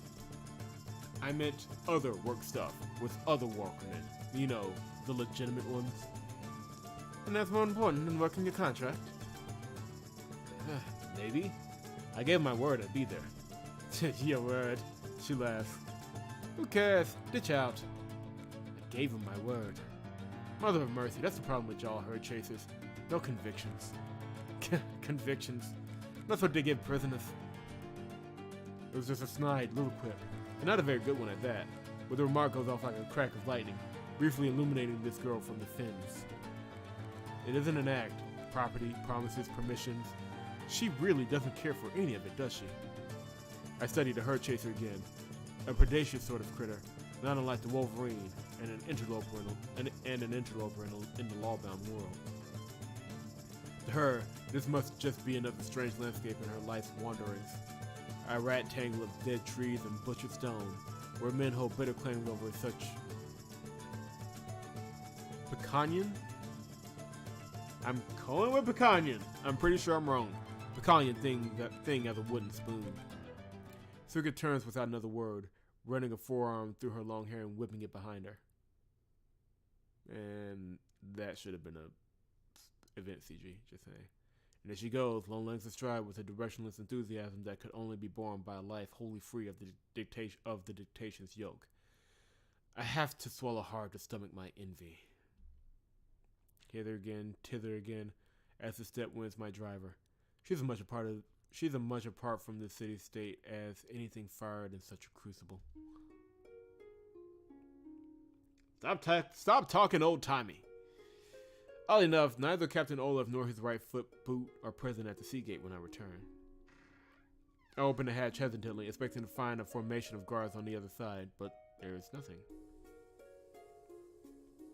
Huh. Could have sworn he said they'd be stepping things up soon.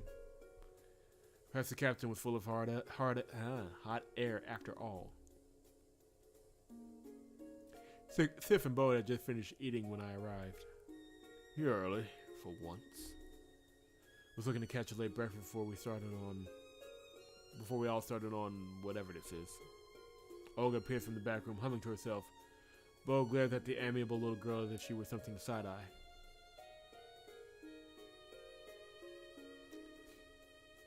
Is the art style that odd? Huh.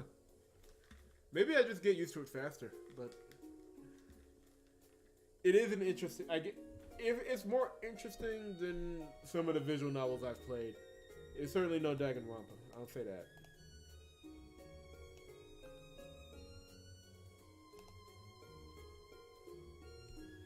Eat quickly, the Walkerman tells him quietly, and I put down an order. Not drinking during the day, I ask as she leaves. Bo grins, but Siedh remains expressionless. How about concerning yourself with the task at hand, good raider? I clean my plate neatly as soon as it clicks on the tabletop. Olga returns after a while and asks if everything tasted alright. The food was fine, thank you. We have other issues to discuss. The girl sets her tray down quietly, deer in a hunter's aim. See, you had a streak of luck lately. Sorry? We were looking to inquire. Siedh stands up from the table and pulls his long coat's collar up around his neck. We were looking to inquire. He repeats himself, biting the sentence off this time. About what exactly? Plain dumb ain't gonna help you. Olga steps back as Bo and I join Siedh on our feet. What are y'all on about? If you try something, I'll scream. You're making deals. Deals with who? We'll discuss this outside, if you'd please. Siedh sweeps a hand towards the back door. I'm at work, good raiders. No. Now you're on break. Come along. So here's what's happening. You know all the supernatural stuff I was talking about earlier? and the demons and everything wandering around. Just like any normal demon, you can make a deal with it for certain things.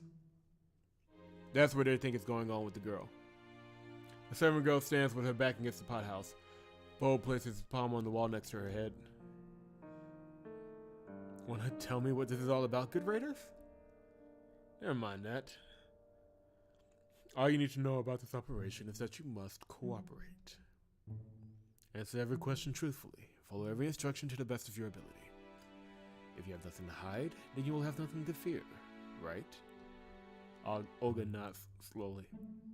Now, Olga, I know this is a forward question, but how old are you? The girl hesitates. I reckon I'm seeing my 30th summer now. I look at Olga again. The girl's 30? I hadn't reckoned her to be more than 22. I have that same problem too, Jorgen. It happens, man. Not a line on your face. Lucky girl. Doing well for coin recently. I get by alright, she shrugs. More than alright. Whole house to yourself. New clothes every season too. Not typical for a serving girl. Stay right where you are, if you please, Siedh says, reaching into his pouches and producing a little toy boat. Olga presses herself against the pothouse as well. Siedh holds it up to her face. Why are you stepping away? Come here. Wow. Wow. We were not going there today, but apparently we're going there today. That's just a thing that's happening now. And what do you mean to do with that thing? Come forward a step. Olga does so, and the Walkerman waves the toy before her. Her eyes track his movements from left to right. Puzzlement seeps into her fear-stricken face. But the item produces no strange reactions from the girl, and so Siedh drops it back into his pouches and hums. Check her for rules, he says, gesturing to Bo and me. Please go, Raiders. I ain't done nothing wrong. Bo took her finger to his lips to hush her, then drags out a folded up oil painting and opened it. I followed suit, retrieving the burnt skull and holding it out to her. Olga glances nervously at the unfurled canvas, a winter landscape. Then she looks at me and my bird skull. And so, a strange affair begins in the harbor alleyway. We sift through our inventories, accosting Olga with each item like some trio of ornery peddlers. A rabbit's foot, a horse figurine, the broken slipney, a rusty mail glove, an iron torque, the kind of Gotlanders wear, a burnt wing bone, a few pages of a bloodstained ledger. Olga stands rigid with her eyes shut tight. Spider whispers plead us to leave her alone. So these things, okay, so the demons in this world react to certain objects depending on what the objects are. Essentially, that's the thing. It has rules that it has to follow with certain objects. You got to figure out what it is. The basic idea is they're trying to force her to follow a rule, because if she was making a deal with the demons, she would be forced to follow rules just as them. That's the basic idea, but the fact that it's not working kind of tells me that she's probably innocent. I'm just saying. Siedh tells the girl to open her eyes. She does, losing a tear from each one. Bo tells her to keep them open and shakes a handful of dog teeth in her face. Nothing. Still nothing. Soon we're down to the dregs of our pouches. I shake another bone bone at the servant girl. Siedh and Bo begrudgingly snap their pouches shut. Oh, like she's like legitimately crying. Like, look right there. That isn't. I would say that's a nice effect considering what we're doing, but it's a good detail. Is that all? Olga asks after a while, her cheeks still wet with fear. Well, yes, Siedh replies resigned. You're free to go, for now. The girl doesn't waste any time. She dries her face hastily on her apron and gives me one last look of hurt before retreating inside. Siedh turns to Bo after she's gone and fixes him with a stare I know all too well by now. What? Don't look at me like that. So that's it then? For now. We can't do that too often. Too many ears around. We must remember that. We must remember that as tradesmen, we're also under constant scrutiny. Besides, I haven't heard any word about any visitors outside the pothouse come nightfall. The girl works all night and every night, doesn't she? There would have been a sighting by now. Bo rubs his chin and grunts. I ain't done with her yet, he warns. Not by a fathom. Well, you are for now. If it is as you say, she'll slip up sooner or later. Aye, Bub turns his head to spit. And if she's gone weird by then, the three of us can handle her easily.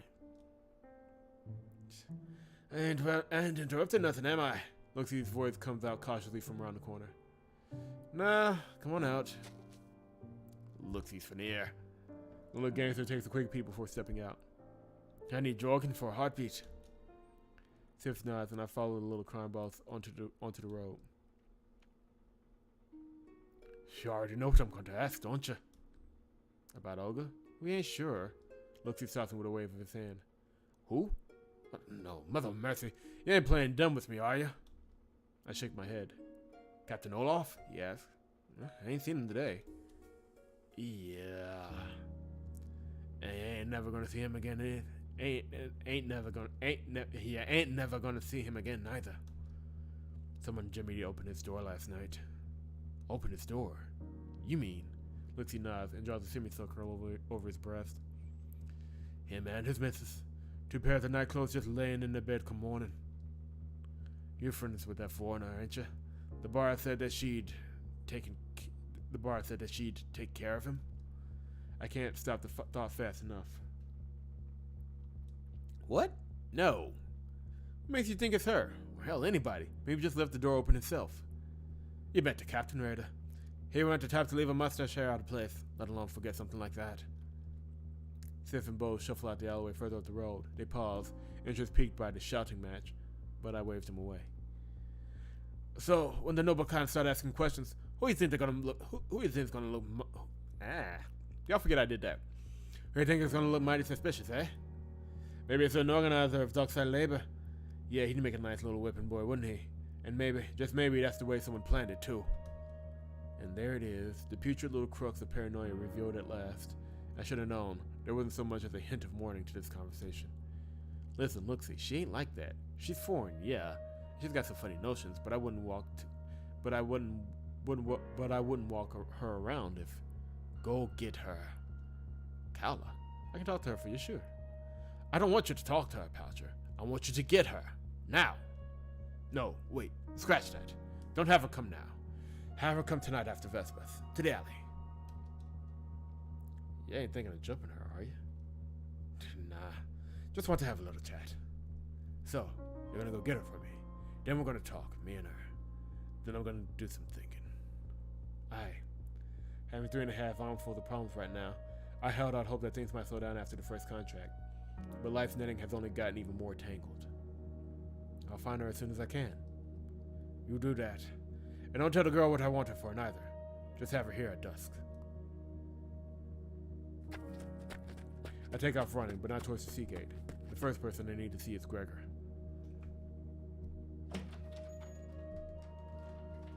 Gregor, you're home? Yeah? You hurt? I did. She here yet? I ain't gone and got her yet, no. And besides, she ain't done nothing. Really? When did you start trusting foreigners anyways? I hesitate, wondering the same thing myself. Well, when you see Kala, that's obviously fair enough. I know where the trust comes from. Half it isn't my opinion of Kala's character so much as the idea that I might have been a link in her chain of intrigue. I'm pretty sure she ain't a type. Well, pretty sure I ain't gonna cut it here, Raider. Gregor's eyes slide down to the floor. Jorgen, things are getting tight out here in the harbor. It ain't looking good. None of it's looking good. I gotta know. When push comes to shove, it's family first with you, right? I'm kind of interested to see how both choices go here. We'll save here. Let's start with this one. Because Jorgen is the good, the good religious young man. Right. But she didn't. Gregor twitches his mouth and sniffs. A foreigner didn't murder a boot who was in her way? A foreigner who dresses like that, has some kind of notions, that kind of hair? Crone only knows what she's got planned for our kind. No, I don't. She ain't like that. And her hair ain't really blue either. She dyes it. She what? She dips her hair in some kind of dye. Whatever. This is all beside the point. She dyes her hair. Well, now I doubly don't trust her. I don't trust any woman that'll hide her hair color. As you know, a woman's mentality is revealed by her hair. That's why Raider women are all brunettes. It's the color of compassionate, hardworking, and motherly women. And so it goes, with those drunken and lustful redheads and haughty blondes, but a woman who dyes her hair? If that just... Yeah, that's a little out there, I'm just gonna say. If this ain't just the stupidest shit I'd ever... I'd reckon that girl natural hair color to be a deceitful black. What you say? Jet black, cousin. That's the hair of a woman who hides secrets. I mean, look, I'm not the romantic of my family. I'm not a good judge of female hair color. I'm just saying. I'm pretty sure it goes deeper than that, but I could be wrong. Secrets. I know a girl who's made of them, and she heard it too. The conversation between Luxie and Captain Olaf. But towards what end? Because she thinks that might impress me? The why of it is another riddle altogether. Crow knows what strange and vicious machinations might wind and unwind behind those plastic green eyes. It weren't Kala, I said suddenly. Who's in? Answers caught in my throat. I'll go get the foreigner, but I can damn near guarantee you she ain't done it. Siedh? That would be interesting. I'm out of breath when I reach the pillory, having near run the length of C Street.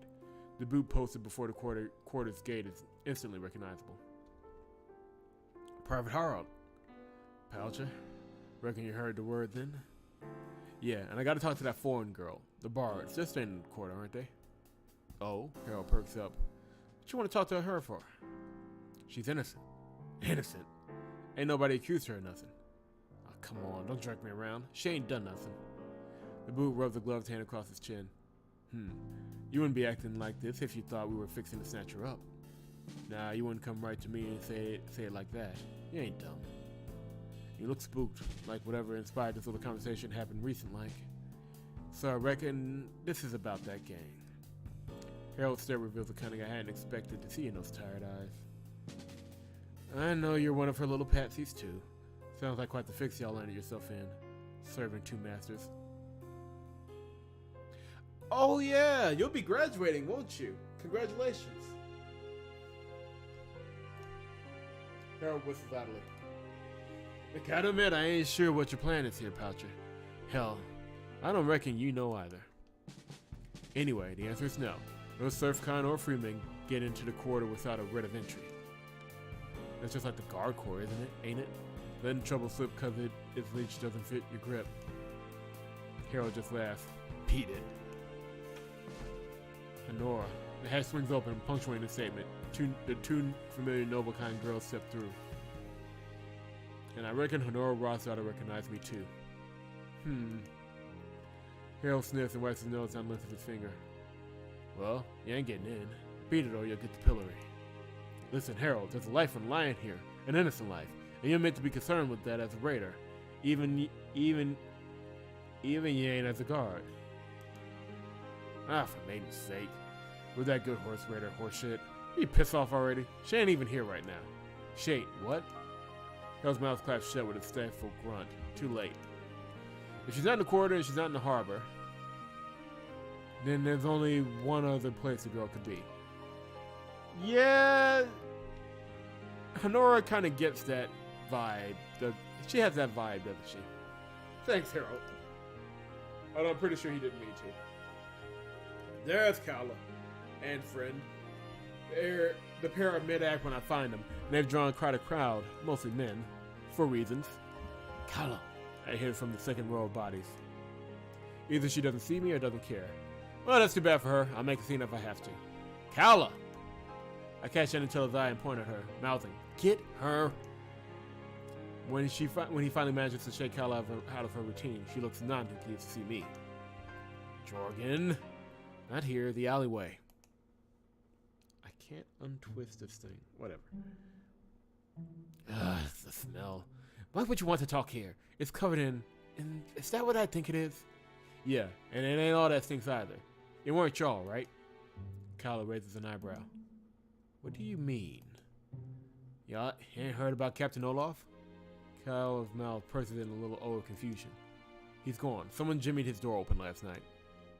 Looks he thinks the heat's coming down on him for it, and that ain't a bad guess. He's going to be looking for a culprit, probably even harder than the boots will. So here I am. Look, he asked me to come get you. Figure I'd do you the courtesy of telling you what for. Wow. This is not an adult stream. This is family friendly. Let's keep it clean in chat. At least to the actual adult scenes. That's why we're on Twitch anyway. Anyway. Why would they need me? Oh, a favor? Well, of course. No, y'all had your problems with the captain too, so... Kyle's eyes start back and forth. I can almost hear her brain clicking its way through the situation. Well, I would never. I mean, why would I? The accusation does not make sense. There was friction between us, yes, but to do such a thing. Surely that would just end up causing more problems for me, no? Okay, you're coming at this from the wrong angle here. Explaining why you wouldn't do it ain't enough. You gotta prove you ain't done it. What? I have to prove my innocence? But that's ridiculous. Surely they would not convict me without strong evidence. I shake my head. Gangs don't convict people. Where were you last night after Vespers? Anybody see you? I do not have an excuse for last night. What? Where were you? I was leaving a meeting that cannot be made public. Whoop. I could have Anatello vouch for me. Anatello's word ain't gonna mean shit here. Come on, you ain't slow. Well, what about your words? Might they carry more weight? Kyle's shocked features fade into a smile. Would you help me? I know it wasn't her, or at least I have my suspicions directed elsewhere. But every lie is a plan of Siedh, and their roots drive deep before the stem rises.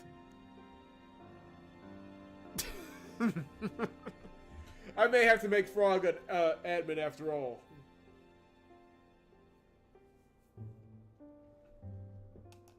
Before the stem rises. Alright.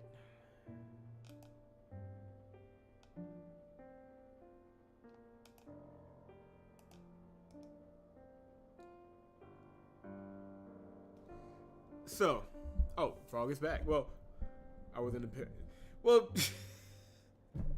damn it, Frog. Just make sure that Yelena doesn't talk anymore about wild sexual activity with Kala, okay? That's all I really need at the moment. There's one right answer, there's one wrong answer. We're gonna go.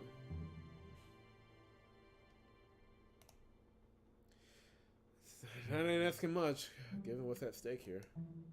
What exactly am I supposed to say? I am not sure myself.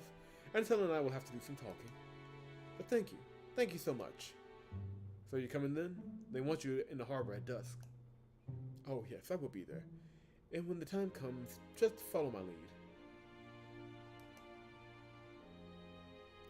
Damn it, Frog. Someone get Try in here. He's gonna have to police you both. The girl leaps forward and embraces me in a quick hug before fleeing from the stinking alley. I run my hand down the length of my face and hope the girl comes up with something good. When raiders want a murderer, they'll find one, even if they have to stitch them together from rags and straw. Oh, that's funny. Real funny. Oh, great. Siegried places his hand on the gutter for balance, then drops onto an old fishmonger's creel. His rotten weave gives out on her weight, thus bursting from its ribcage a frayed wicker. That is so far from the point. I'm just saying. That is so far from the point. You spend a lot of time on rooftops? I mean, just about all the females in this game is hot. But we have to control ourselves. That's Jorgen's whole thing. Self-control, following the dictates and constructs, not just wandering off into a woman's chest. That's what we're saying here. Better than walking through this. I'd rather stomp through honest turfs and take the thieves' highway. How much of that did you hear? Every word of it. And I've got to say, the two of you are cooking up a farce beyond the best that liars can. Hey, I'm handling this the best way possible. The best way possible. Not getting the boots involved. You got some sense in you after all, Raider boy. What do you want from me? A trade, but I'll get to that in a heartbeat. First, I want to ask you something. Sigrid waits. Hope she isn't expecting me to beg for the question. We'll be here till the second age. How do you know she didn't do it? I don't. I just have my suspicions elsewhere. Oh, where? Ain't really your concern, but there's another girl. And how do you know she did it? Don't really know that either. Well, then what do you know? Not much. You know nothing, Jorgen, son of Newt. Sigrid smiled. Oh my god, I just realized that's their whole relationship. It's Jon and Ygritte from Game of Thrones. That's gonna be the title of the video once I get the archive up into YouTube. You know nothing, Jorgen, son of Newt. Sigrid smiled returned. It must be easy to find a comedy in this situation, seeing how her neck isn't involved. What about you? You walk the ninth? It'd be too easy. Shut up. No, but really, what would you do if this crime came down on you? I ain't here to play pretend. We aren't pretending, we're preparing. Maybe it won't happen this time, but you and I, we're in a suspicious sort of trade, aren't we?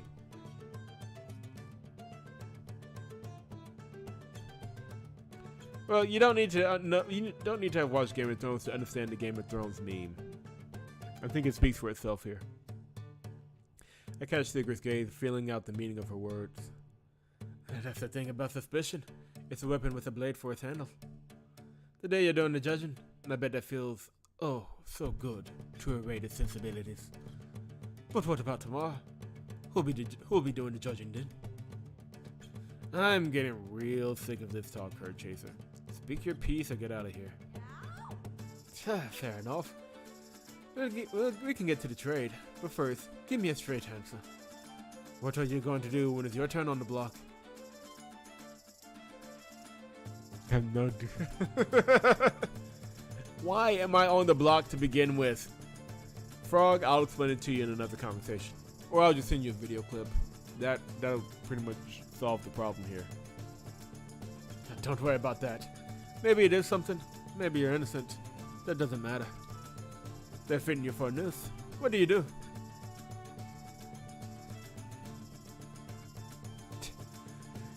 Now, with Sigrid, don't know is not going to be the answer. Well, Frog, we got to work on that. I try to be understandable.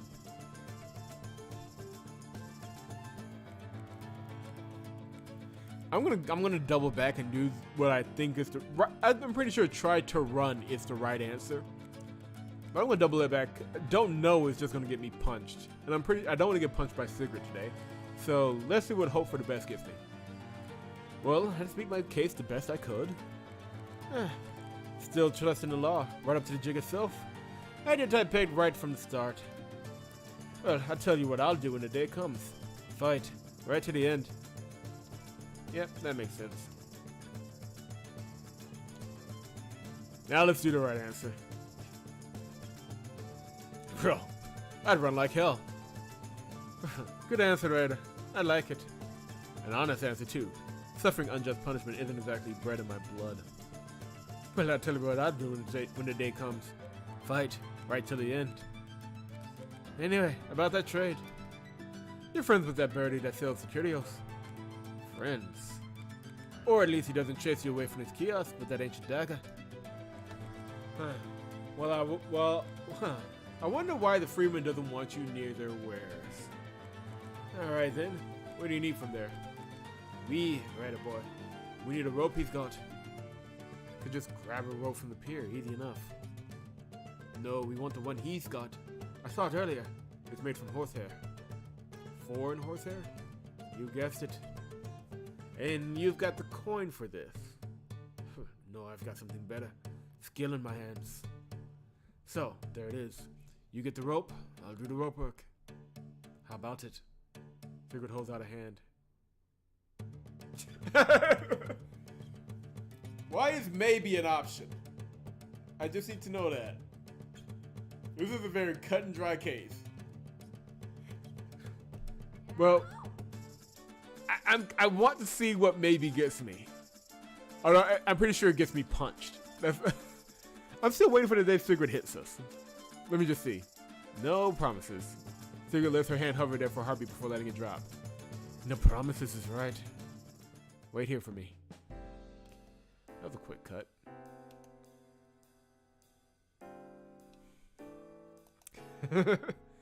You give him that firm maybe. It goes a long way. You got yourself a trade. I grab SIGRID by the knuckles and try to give her the palm breaker. But the girl sees it coming and squeezes my forearm with her other hand. No funny stuff, Raider boy. Wait here for me.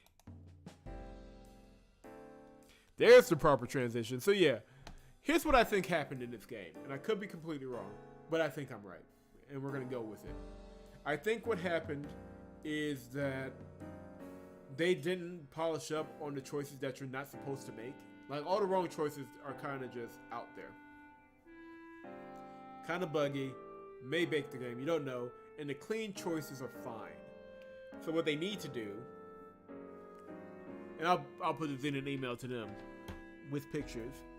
They just, every choice that they made, that they have in here that isn't the quote-unquote correct choice, needs to be swept up and cleaned up. That's what needs to happen. Kala's long since abandoned her act. The market is left deserted in her wake. Its air is still redolent with the burnt bouquet of cigars. Ladies and gentlemen, the great Try in Morning is here. What's up, Try? Well, I'm glad you're here finally. We've been needing some crowd control on both Yelena and Frog. Starting to get a little thirsty over here. I'm just saying you might have to turn the hose on them just to get them under control. You know, family stream. We're running a family stream here. Got to make sure everything is nice. Make sure everything is nice and even. I have no power in here though. Okay, wow. I did not know that. Let's change that up. I thought I had you modding in both of my channels. How do I?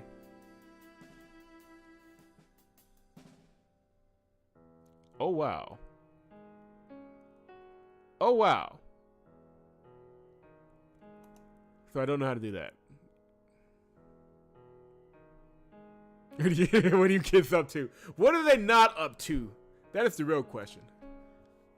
Let me see. Let me just try something right quick in chat. It worked. There it is. Okay, now try. You have the power. The power long since required of you.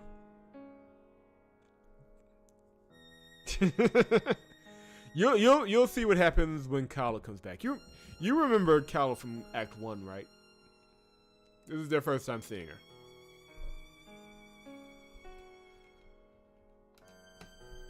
Across the empty square towards a familiar blue awning. Unlimited power. This is why Try is Try. Kepko? The birdie had been sitting on the crofter's barrel. He hops right off when he sees who's coming. Ah, good. I scan the kiosk. Kepko follows my eye to a certain coil of rope. It's loosely wound and weighed down with a jar of green glass. A popular item. How popular? Kepko raises his hand and tries to look disinterested. I reckon that means I'm about to get shorn like an autumn sheep. That's Emperor Try in Morning. Why don't you just go ahead and bump it up to God Emperor while you're at it, man? This was something I was asked to hold for someone else. A fine rope made from horsehair. And not just any horse. Postal war horses are the world's finest. I guess you could steal it for 6? You know that ain't 6 coppers worth of rope. Oh no. Just cut it, will you?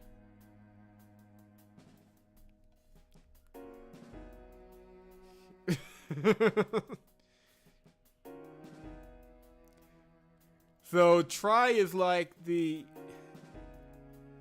This is a terrible metaphor for chat, but I think it's apt. Try is like the Monokuma of my channel. So I'm Junko? Huh. Hold on, let me check something. Last time I checked, I wasn't a 17-year-old Japanese girl. Yeah, still not a 17-year-old Japanese girl, so, IDK, man. That really compliments you. It really doesn't.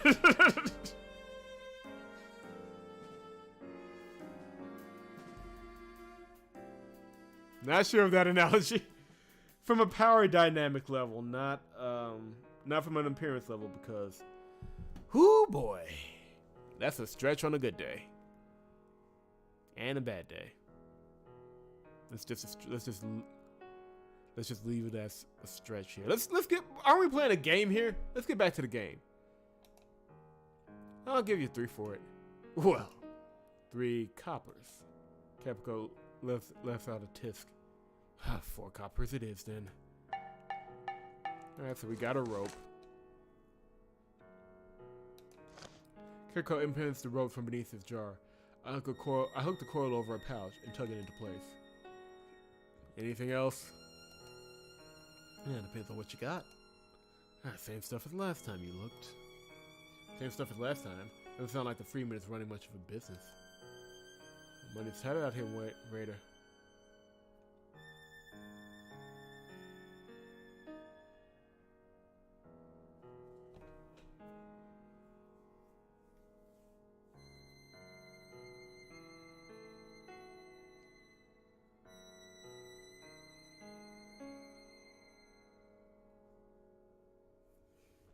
I'm thinking because I'm wondering if I'm going to hit the same glitch I did last time.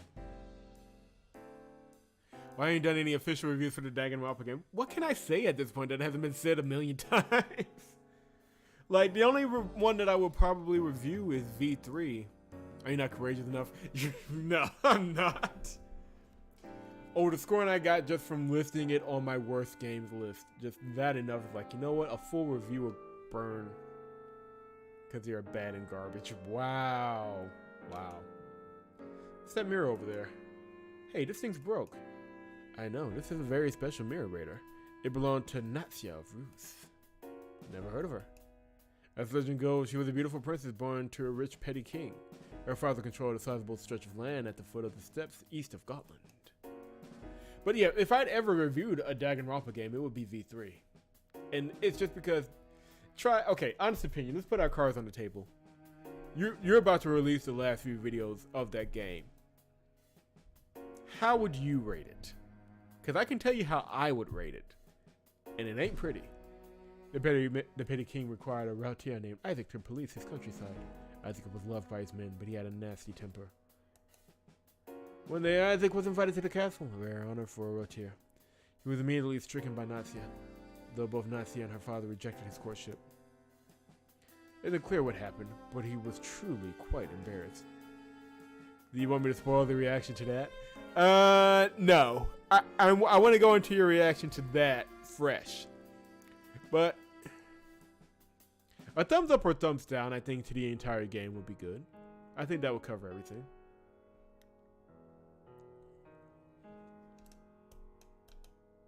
And yep, there's the color glitch. Those tassels ain't hiding much. I'm just gonna put that on the record.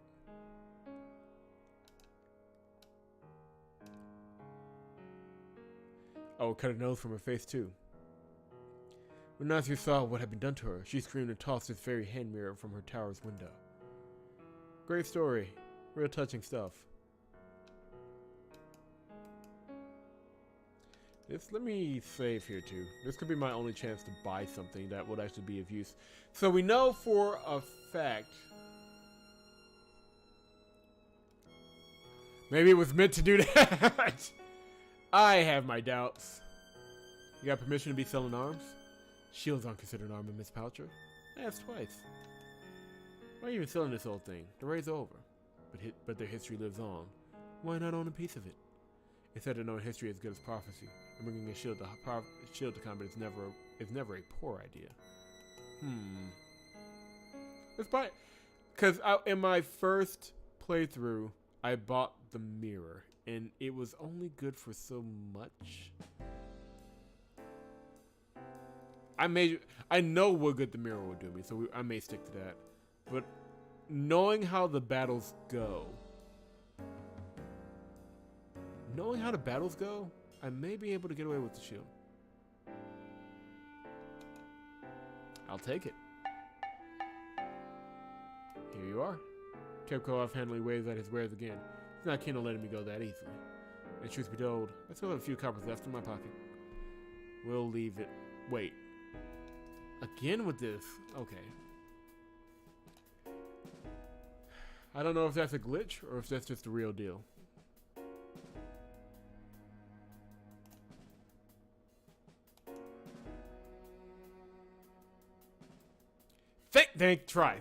Thank you very much.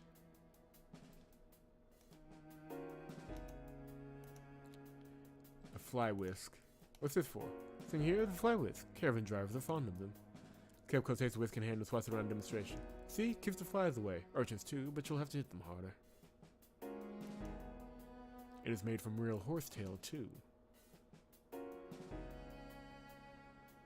I'm willing to bet that's foreign horsetail. That can come in handy. There you are.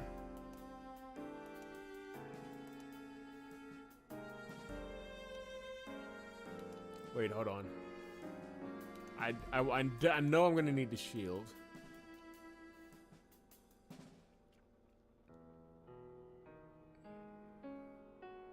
Oh, I gotta tell you, I'll be very interested in whatever retrospective you do of that series. Very interested. I would love to see what you have to say. And I'm just gonna go ahead and warn you guys now that in the stream, if we get to the part I think we get to, and it doesn't work out, I'm going right back to that save point. Here's what we need. This is what needs to happen. And if you want to do this tonight, depending on whenever I get through with this stream, that's fine. But we need to get together, private chat room. You, me, maybe Frog, and Mike. And you need to do a private screening of this ending. I want to see your reaction to it. I want to see Emily's reaction too, because I get a feeling she may have not been as nice as she lets on, but I definitely want to see your reaction. And I'm chomping at the bit at this point. So we demand, and Frog, back me up on this. We demand a private screening. Did you get it? There's like an hour where we talk about unrelated stuff after the game. Now I need to have popcorn prepared for this ending. I have to see it. Frog, back me up. Did you get it? SIGRID leans to one side and examines the shield pinned to my back. If you went and bought that whole thing, then I know you got the rope too, right? I hold up the coil and show it to her. Wow! Yeah, try. Tonight, man. As soon as I get through with the stream, which will... it'll be 10:30 when I'm done with the stream. Private screening. This needs to happen. We'll make a private room somewhere in Discord. You, me, Mike. Because Mike, I think, will appreciate it too. We've got to see this video before everybody else. Everybody else can see it whenever. But we got to see it first so that we're adequately prepared. Because it sounds like... I've only seen folks who are listening and watching this video. I've only seen Try More and Get Mad twice. And one of those was at me. Well, Frog, you haven't backed me up yet. Alright? You haven't backed me up yet.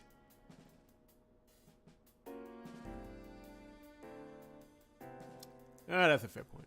I'll hold up the coil and show it to her. Hang on, I say, pulling it back again. What's it for? For tying. For tying. What do you think ropes are for? You lied about me for a reason. You weren't even supposed to be bad.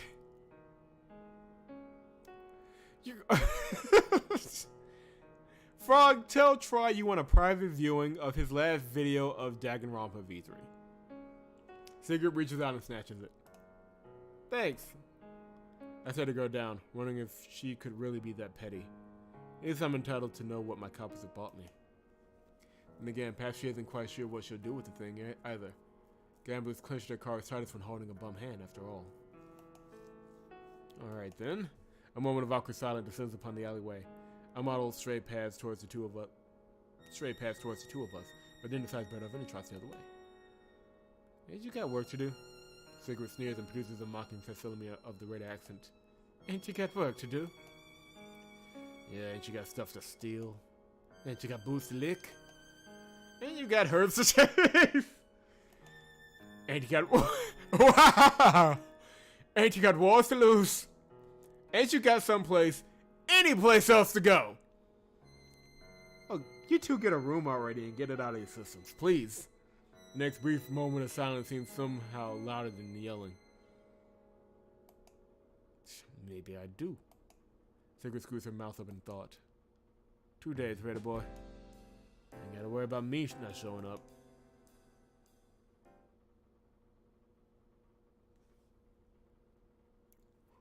Try, don't you have people for that by now?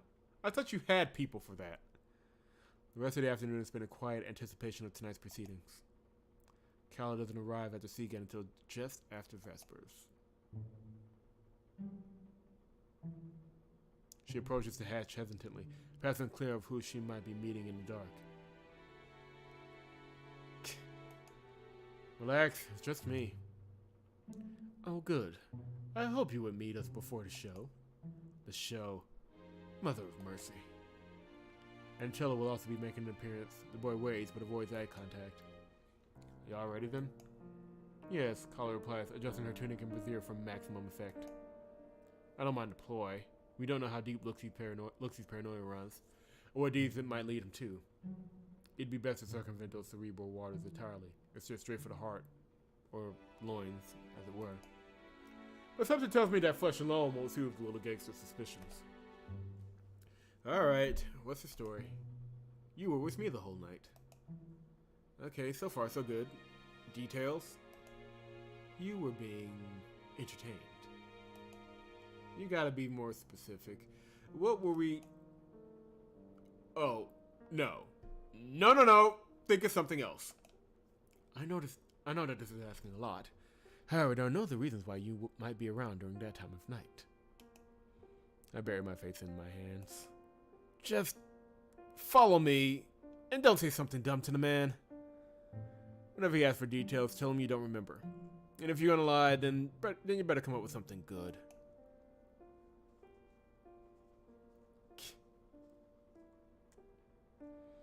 The well is in a festive swing tonight. Its yellow panes alive with stenciled caricatures and various acts of revelry. Luxie stands just beside the door. To my surprise, Kala doesn't shy away. He charges the Raider's bow to broadside, confronting him with a smile. Luxie's Fenrir, so nice to see you again. A shame we will not be playing tonight. It sounds like quite the mood has stirred.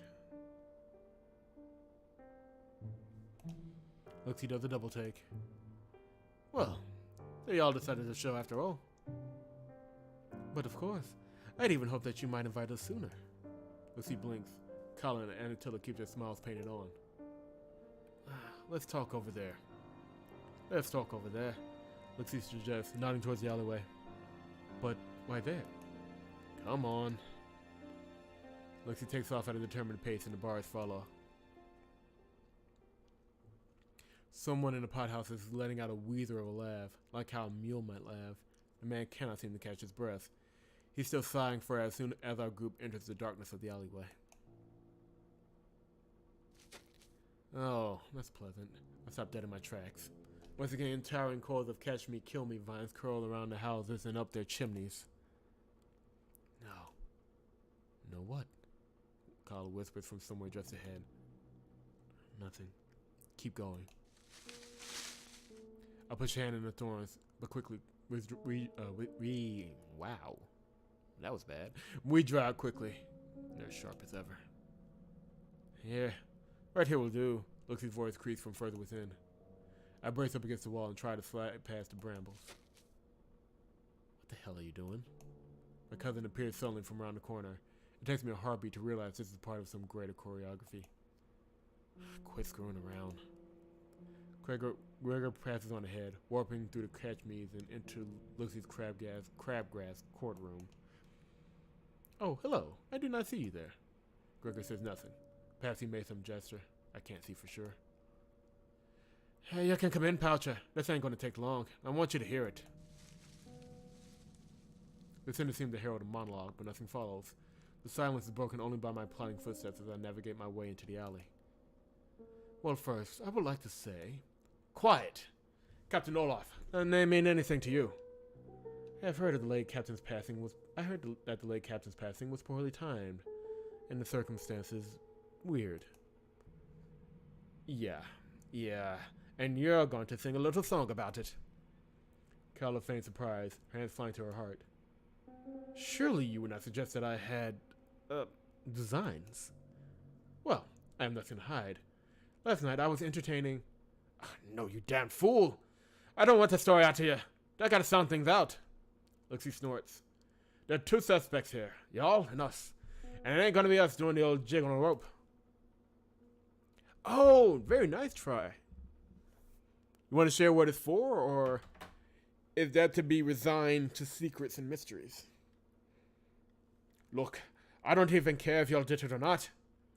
You left us a mess, and now you owe us a fix. If you try and pass the war, then I can promise you won't live much longer than we do. My palm strikes my forehead hard enough to cause the whole party to turn their heads for a moment. Of course, Looksy never really suspected Kala. This well-connected foreigner simply presents the best opportunity for wolf's bait.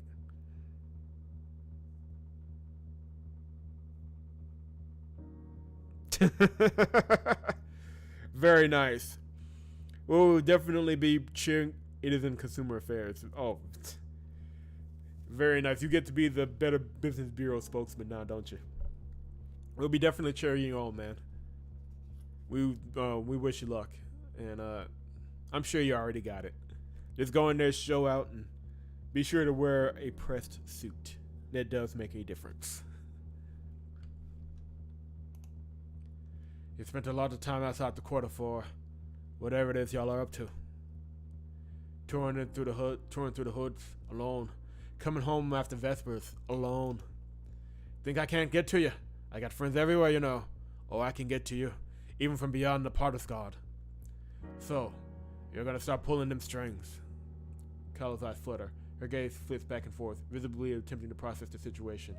The grim honesty of it all.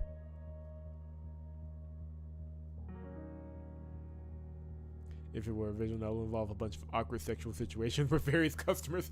Don't say that out loud, try. Now somebody's actually going to try and make that visual novel. But look, see.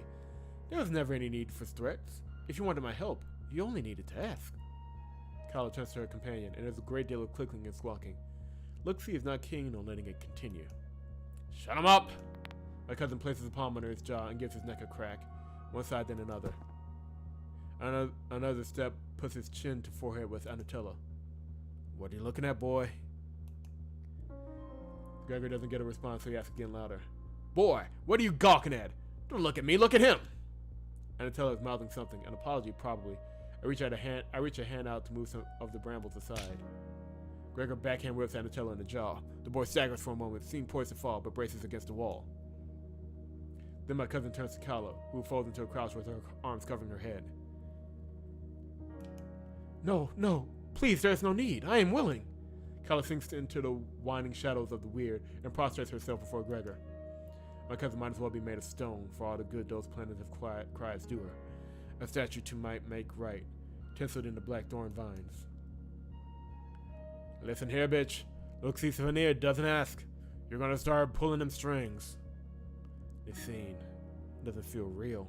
Like some fantasy that might play out in my own head. Something to shake off quickly. Tell myself these raiders aren't like that. And maybe in better times they wouldn't be. But Midgard is just a mud hole in the road now. And when one dares an ankle, they soon sink to a knee.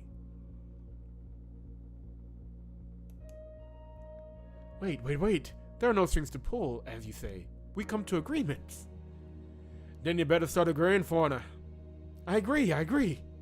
Kala is nearly in hysterics now. Her next little poem is more shrieking than sung. The hands that join from near to far, and high to low, but always in a circle. Oh, what are you on about now? Kala gets up. Anatella joins her. Gregor and Looksy circle them against the pothouse wall. Connection between comrades. One in the harbor and one in the quarter. Would that not be preferable to the threats and the lies and the slappings? Kyla's still smiling, even through tears. Honestly, girlie, if I was going to connect with you, If I was going to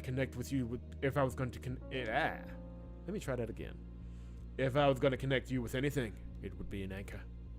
I don't trust you, never did, but maybe. And that's a real light maybe. First, you're gonna make this go away. Understand? Kyla wipes an arm across her eyes and pauses for a look into Luxie's face, as if she's searching for some trace of warmth. I don't reckon she found a dead cold's worth of it. Her eyes focus, a desperate and calculating hardness in them. When she finally speaks, it's with a smile, but comes from a place I haven't seen in her before. You can trust us implicitly. We are honest people.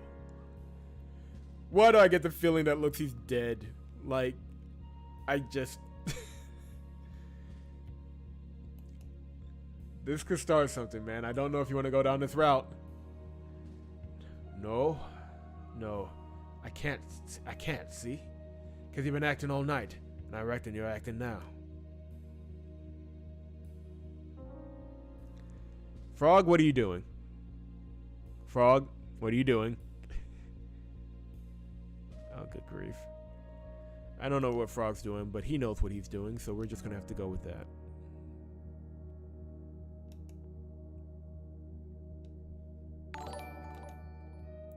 What? Man, what? Oh my god, Frog! Frog with the $5 donation. Frog, thank you so much. I appreciate that, man. I was not expecting that at all. Jesus. I don't have any special clubs or member levels here, but I do appreciate your donation. And eventually, I know this is just going to lead to you suggesting a game for me. And as long as it's something clean for a stream, I'm good with it, man. Just what I think. Where did you think I was doing? I don't know. I don't know these things. I just guess these things. But thank you. I appreciate that very much. Thank you. Kyle's mouth twitches. Of course he didn't buy the act. Idiots don't last long as crime bosses. Sending news. Yeah, that's admittedly possible as well. I will admit that we had one small game.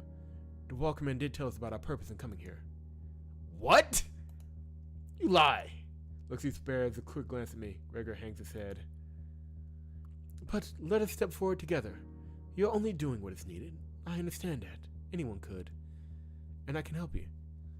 JP, I played literally like 3 VNs ever. I cannot suggest a game you haven't played if I tried. I think that would get him arrested. Probably, yeah, probably so. Yeah, we'll figure something out. But yeah, I mean, I think the last time someone donated when I was streaming was Mike. And the only thing I did for him was I was nice for a full 24 hours. No, okay, Fading Hearts is off the list.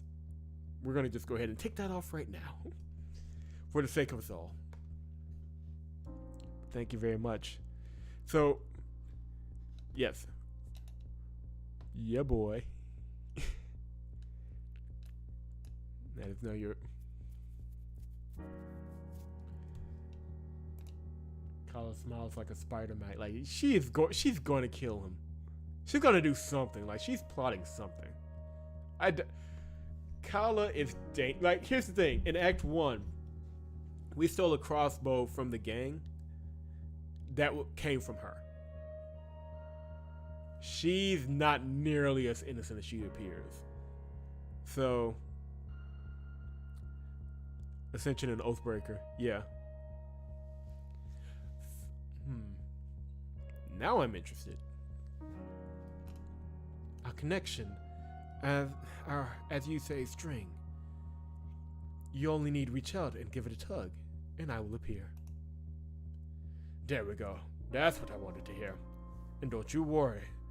I'll pull hard enough for you to feel it. Now get out of my harbor. Luxie points her thumb towards the street. Kala obeys the gesture without hesitation, passing through to catch me like an apparition. Antilla soon follows her, and I'm left alone with the boys. Alright. Well, I got work stuff tonight, Raiders. You just wait a heartbeat, Poucher. Lucy's scarlet face appears, encircled in thorns as if I was being scorned from the confines of some torture device. You know what?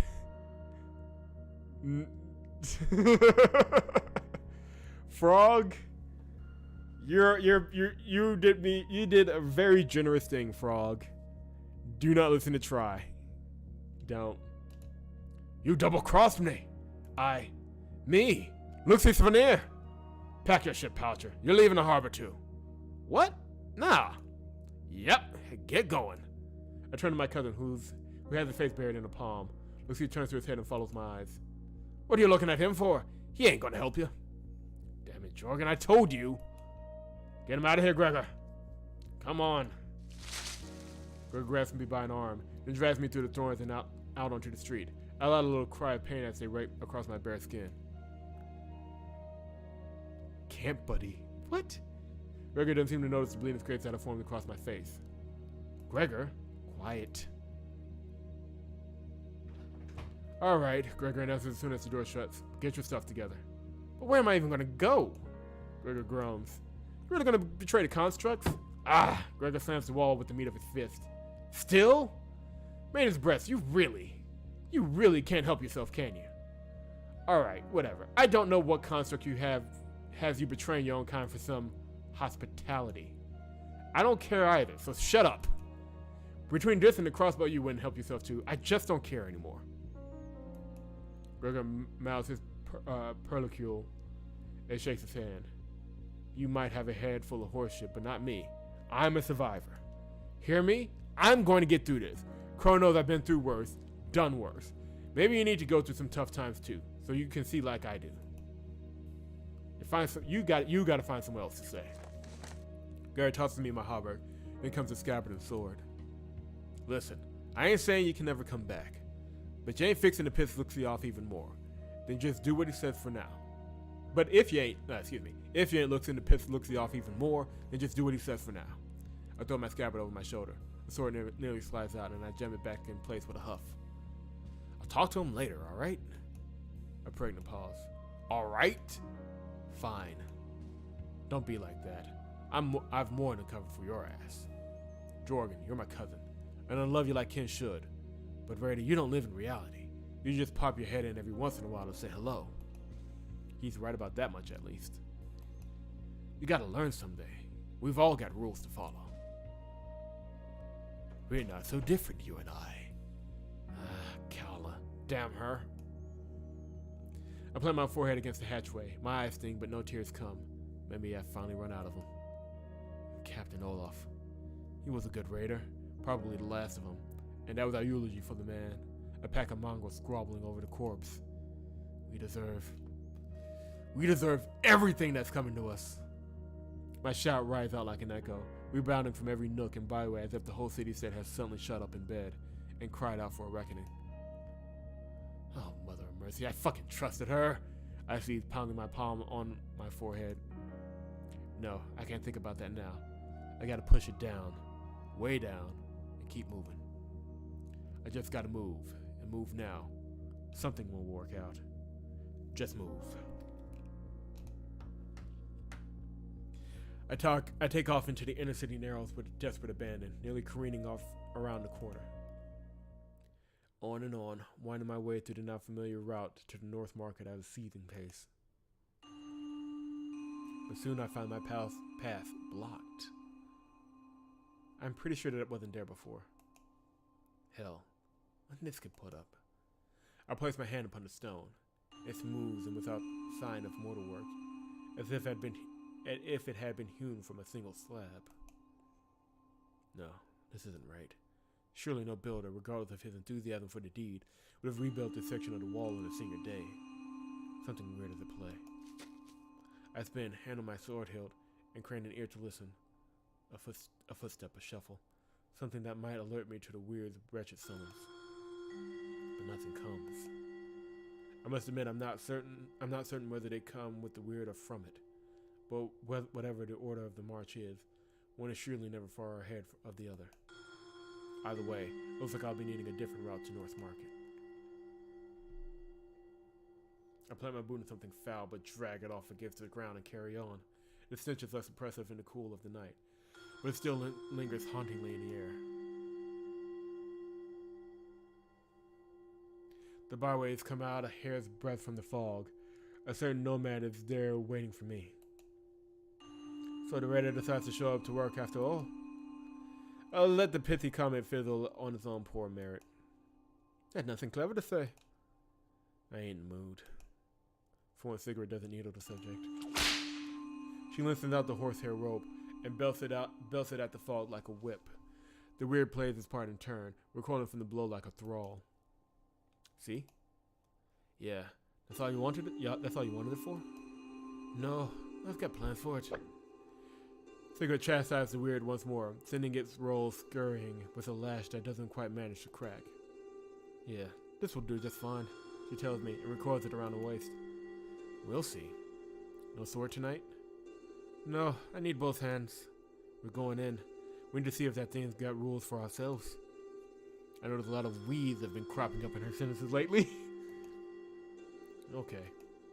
I take a burnt wing and wave it in an arc, cutting a path to the crèche instead. And so we go forth into the weird. A raider and a herd chaser, clinging together as animals do, when the well catches a crown fire and produces migratory herds of wolves, bears, deer, and mice. Strange companions in a stranger haze. Oddly enough, the fog recedes from my mere presence. Even without making sweeps of the bone, I can't reckon out the why of it. Some item on my person, some property thereof. There are too many variables to stab at.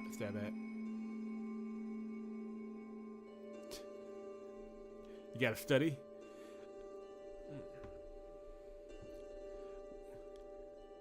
Speaking of things people gotta do. Well, guys, it does look like I did. I think they're just using you as a convenient excuse. Yelena, you study hard. Thank you for coming by the stream. Frog, I'm sure you have plenty of work ahead of you, young man.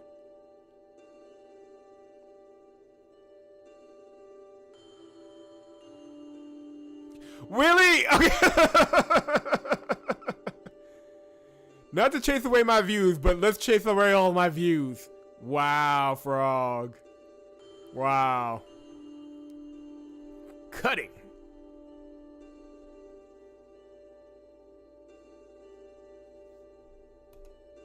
Consumer affairs, yeah, that will do it too. SIGRID is not so fortunate. She stiffs the weeds, catching a burning lungful with each passing breath. No, the nomad does not complain, however, and I'll give her this: suffering in silence is a rare and treasured trait.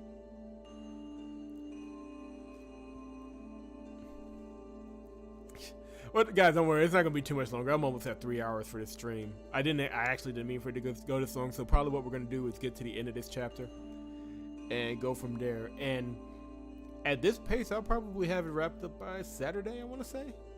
So in that case, if I did 6 parts of the original, no, because some of those streams were only like an hour long.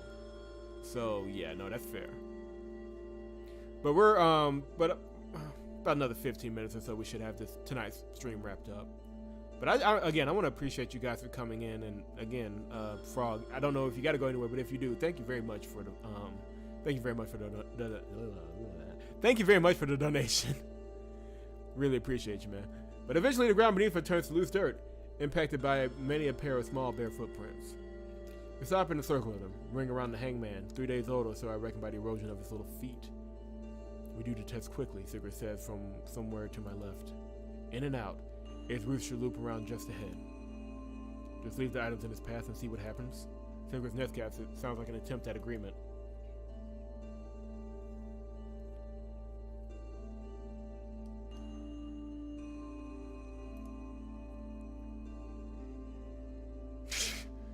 Both of these saves though, really? Okay.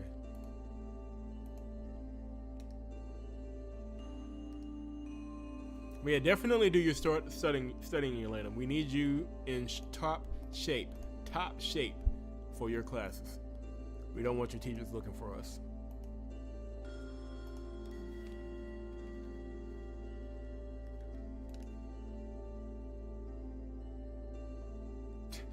Stock exchange. Oh, fun times. Stock exchange. Always fun. Coin in hand, I broach the fog wall. Soon I come across a trail of bloated footprints. This pattern repeated many times over. A fitting arena for the night's experiments. I drop the item into one and dig a circle around with my heel. Then it's back to safety. Time ebbs like a back tread as we wait for that thing's route to lead it back here. And when that thing finally does return, it passes right over the item without a care for it. SIGRID turns. She braids the weird with a handful of spoons. Thought she already tested those. She's back a heartbeat later, and then we wait, crouched in the fog. Waiting in the dark, trying not to breathe too hard, as I catch an errant wisp of the stench, listening to SIGRID's rhythmless breathing as she plays the same game. There's a bump ahead. A shuttle passes perpendicular to our position. SIGRID wheezes next to me. Why didn't it stop? I don't get a response, or maybe I did. It's hard to hear her through her nose. Either way, SIGRID disappears into the weird again. And when she returns, she has the spoons in hand. Okay, it's fine. Don't worry about the spoons, I gasp. Your turn. For a moment, I debate pressing SIGRID to explain what just happened. Does she even know? So we don't know if the spoons work or not. That's great. Would I get an honest answer if she did? It's also very tiresome. It's less of a mental burden to just assume she knows what she's doing and doesn't possess a suicidal streak. Let's try the shield. No, it's not time for the shield yet. I was gonna save this item for confrontation itself. Yeah, that makes more sense. The snake's tail then. I dive forward, one hand closed around the snake's tail in the satchel. I lean in the same footprint, the circled one.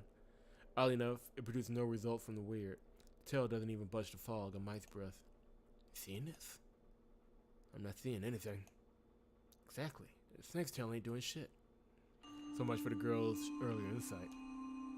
Well, where's the snake from? Araby, about as far as foreign as they come. You sure? If there's rattling snakes in Midgard, then I'm sure I've heard tale of them by now. The thing in the fog comes around again and steps over the snake without a care for it.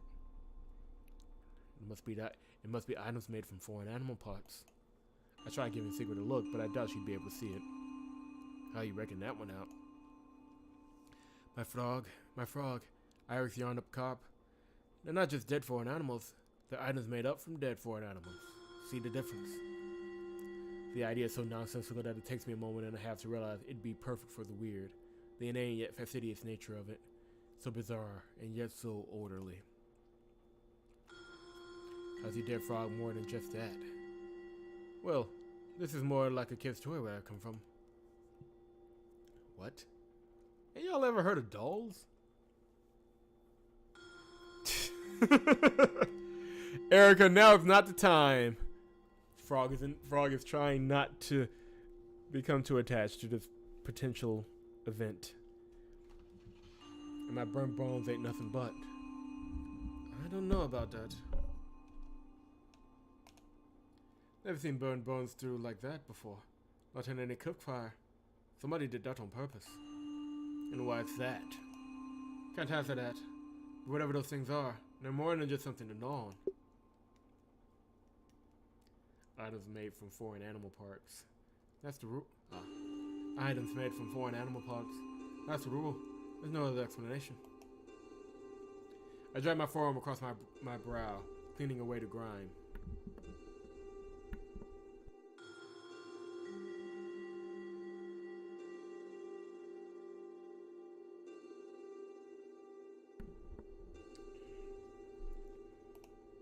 It's your turn again. A glance reveals that SIGRID is squatting on her heels in the usual fashion. One hand is holding open a pouch flap, the other is ruffling its contents. One heartbeat. She produces some sort of cloth, a beach bit of kilt knitwork with blue thread running through it. SIGRID takes it into the creche. When she returns, she does so empty-handed. I guess that's the end of that. Your turn. What was it? Some Gotlander stitching. A famous guy that got beheaded. They love that kind of stuff.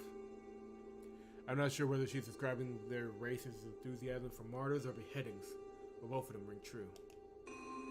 And what's that? It's gone now? And what? It's gone now? Yeah. Burned up by the foment. What? There was some of that stuff left by the trail. Drool, I guess. It leapt off the ground and onto the stitching as soon as I got near. Rushed straight through it. Shame too. I like looking at it from time to time. At least we know there's some rule involving the vomit.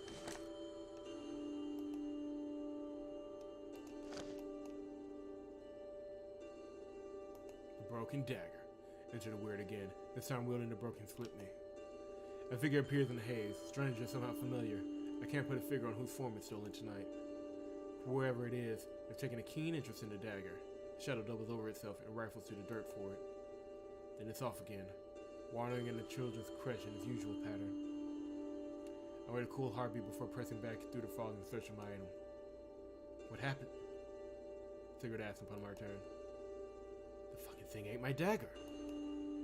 Ate it. Ate it. That's what it looks like. Damn it. Hopefully I can find it again come morning. The weird ebbs and flows again, bulging across the marketplace like gelatin stuck to a spoon. Somewhere within, that thing is still shambling along its route.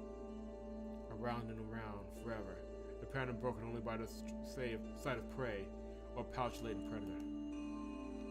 I wonder if they ever tire of it. I wonder if this might be some kind of torture for them, an eternity in the yoke of their rules. No, banish those dirty sympathies and focus on the task at hand, the one just now making its way back around. The shadow stumbles on. Again, I'm puzzled by the familiarity of its outline. It's infuriating like a riddle on the cusp of an answer. I'm going to get closer. SIGRID doesn't respond. I glance away and find the girl has gone internal. She sits in a squat, both hands covering her mouth. What are you doing, idiot? Away from there, SIGRID heaves. Quiet. The closer I get, the number my face grows.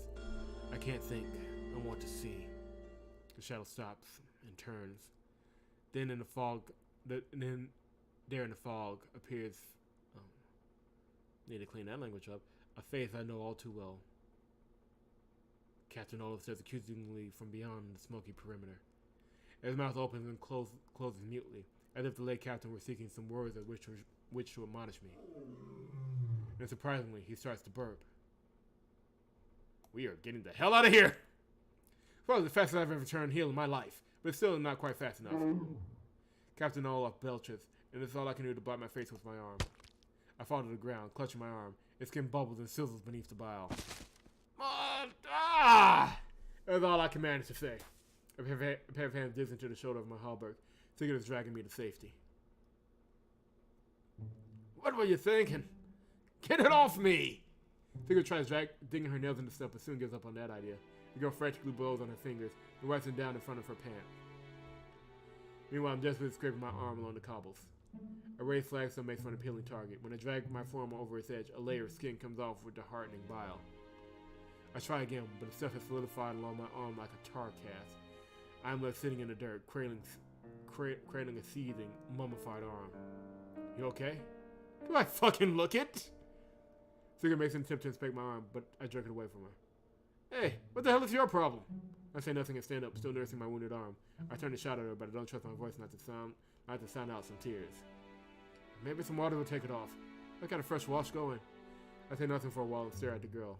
This isn't quite the reaction I expected from her. It's almost compassionate. SIGRID is staring elsewhere purposely now. I reckon the girl knows her act, whatever it is, has been far too revealing. After another moment's hesitation, I nodded yes, and soon I am following SIGRID through the alleyways. Where are we going? Oh. Downbend. Is that a problem? I hesitate for a heartbeat. Nah. The scene ahead is terrifying. A great ravine tracked through the cityscape, filled with trash in both a literal and figurative sense. SIGRID continues without pause, clambering over a rickety ladder and sliding down it with the sides of her heels. I follow suit, but with much less confidence, gingerly hooking my bad arm around the top rung and searching with my foot for any lower ones. This way! SIGRID's voice calls from the bottom. When I finally reach the deck, I sweep the air before me like a blind man until I find a banister. Sigrid is already picking her way across the gangplank some 20 paces ahead. I stifled a desire to call out for her to slow down. The banister breaks no sooner than I lean some weight on it.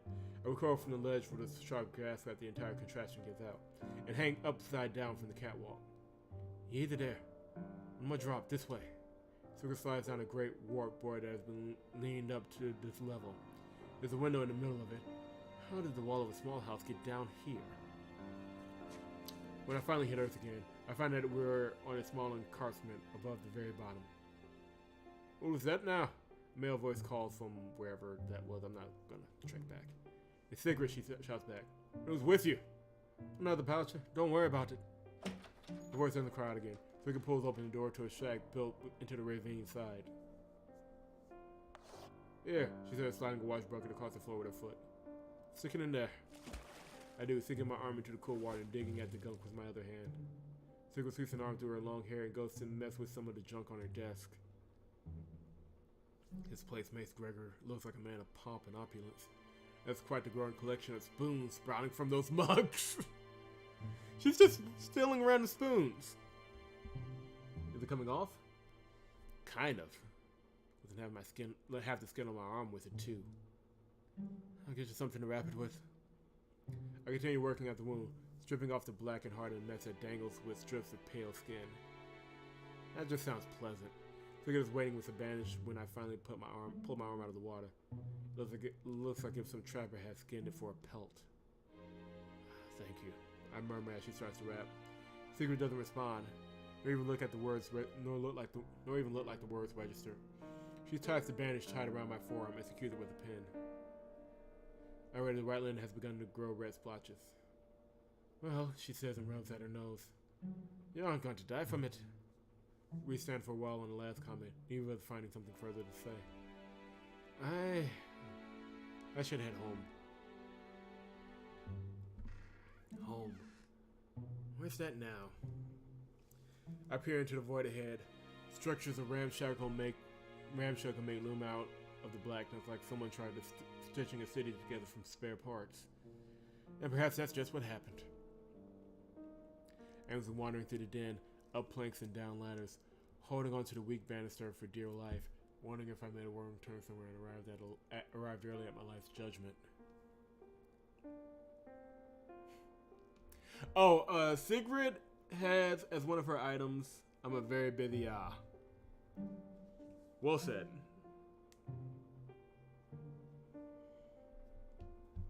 There's I managed to find an out-of-the-way spot where I can take at least shelter for the night. I remove my halberd and curl up against the wall. So it's come to this, sleeping outside at night. It should put the fear in me. But somehow I feel like even the weird would rather not be seen in such environs. I roll onto my back, seeking out a comfortable position and finding none. This could be a metaphor for my whole life, lying in a gutter, staring at the stars. As I drift off to sleep, I wonder how long I can go before it starts to feel like home.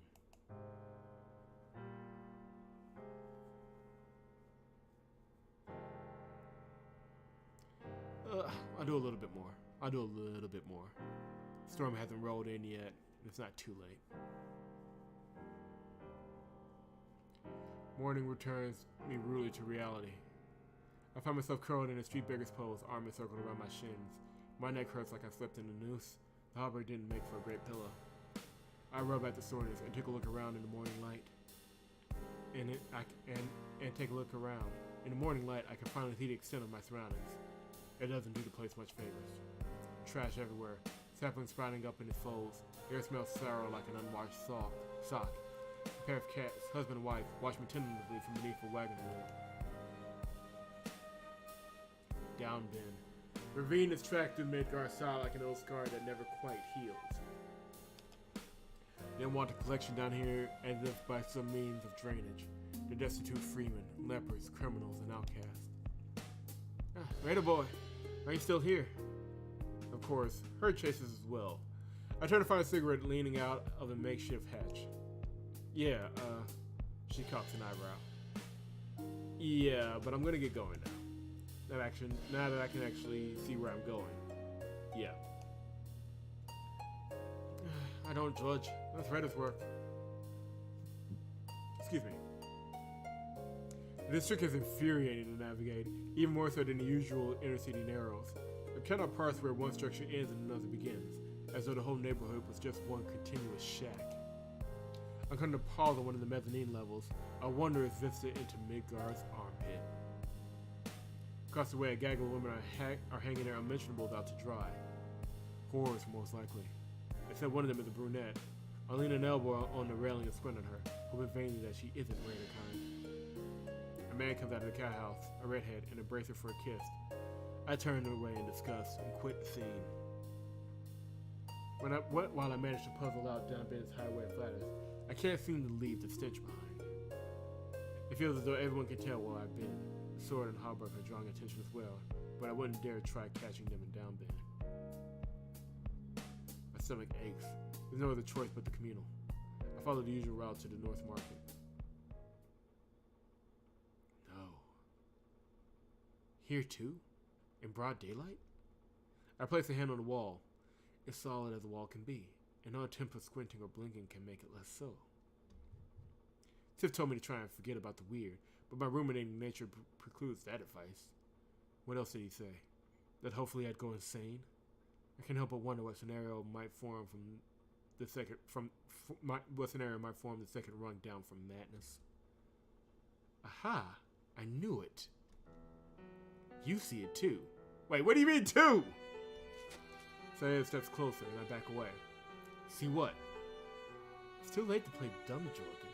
I saw you touching it. A man's face emerges from the wall as a macabre hunting trophy. He glances at us suspiciously, then the rest of him materializes through the stone as he continues down the alleyway.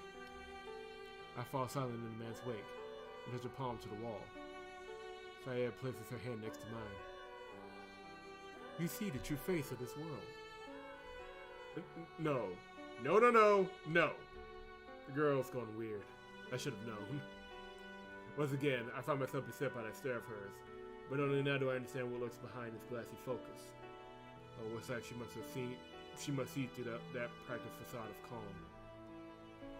The late captain. His name feels like a hex now.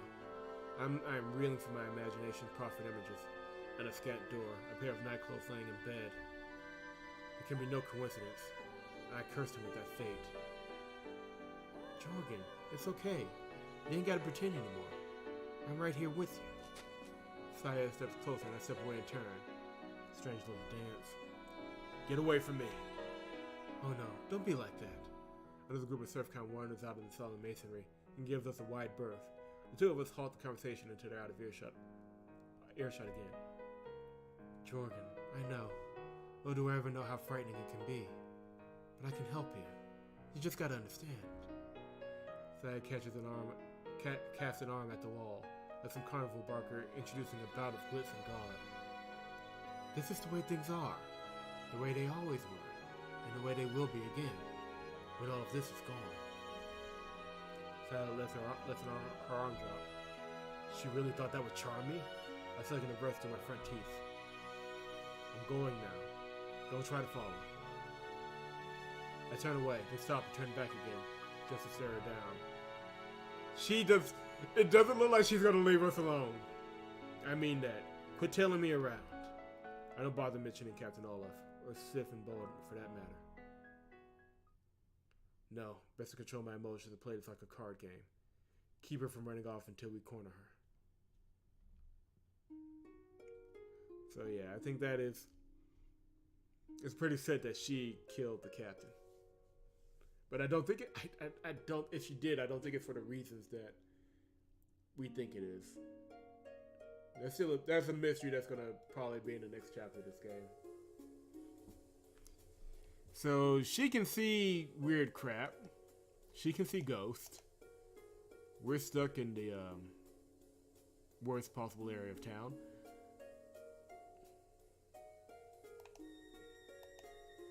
Got a lot done tonight, if I do say so myself.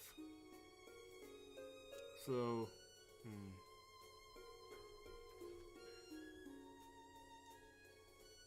I'll leave it to you guys. Do you think should we go into another hour, see how far we can get?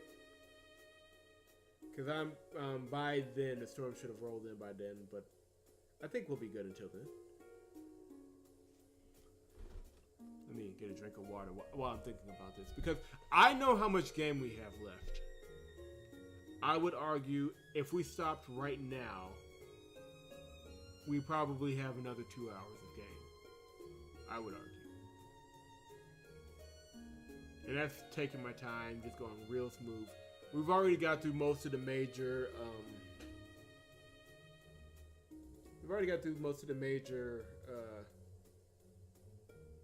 major side stories, side quests.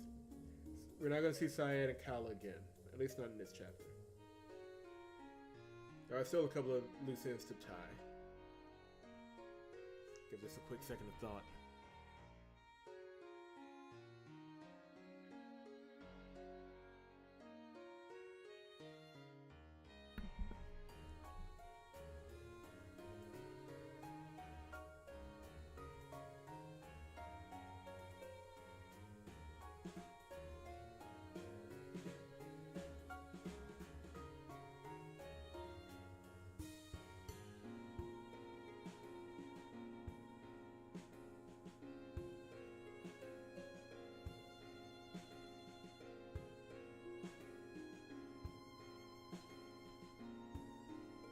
It's good to.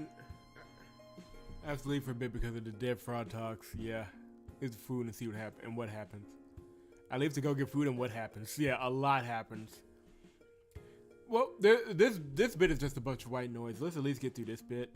I'll go another 5 minutes or so, and I think I'll call it because eventually the voice will be needing rest. I'd leave for a bit for all the dead frog talks. Yeah, we hear more on Frog's dead relatives. I have expected to arrive at North Market and find it covered in fog, but thankfully the weird hasn't entered my daylight vision here. Here. Your stuff. It was in the wrong accent. Stuff was in the crutch. It's obviously yours. Just take it.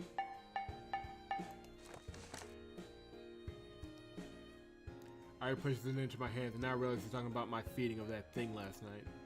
Oh, thanks for that. Alright, now you gotta go. I was just kidding. Get out of here. I need you to leave. Now. I throw my hands up. What the hell? Then where the hell am I supposed to get something to eat? Not here. You and that Headerchaser have damn near ruined me. I can't talk to you. I've switched Iric's accent like 5 different times now. Kepko, you here? Where else would I be? Where's the rate supposed to find a decent grocer around here? Not in the North Market for sure.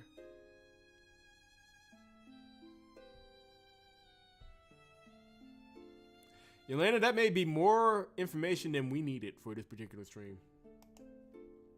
I assume you don't want to walk over to 2 gates? You assume, right?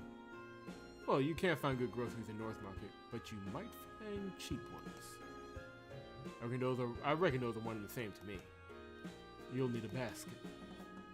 And you're gonna try and sell me it. Grover, no. Why are you so like this? Me? I have to be, Birdie. I'm a product of my environment. A little taste of bile into my mouth. Never mind. Here, 1 basket for my favorite customer. Kepko tossed me a rickety wicker basket with a weave handle. I could just make some comment about the mercurial nature of postless men or freeman virtues, but I reckon I'll just take the handout and shut up for now. Thank you. Oh, come on. It's just a basket. Go get your groceries.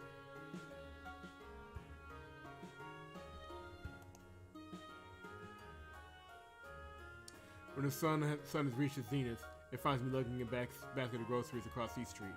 I have to hold the basket's bottom for fear of the cheap wicker giving out. It gives me the impression of holding a babe or puppy. I'll admit I bought too much and overpaid at that, the result of shopping while hungry. Half of it will likely go to spoil unless I resort to gluttony. Resort. This is why I'm gonna have to stop soon, because at a certain point of the night I just stopped speaking English.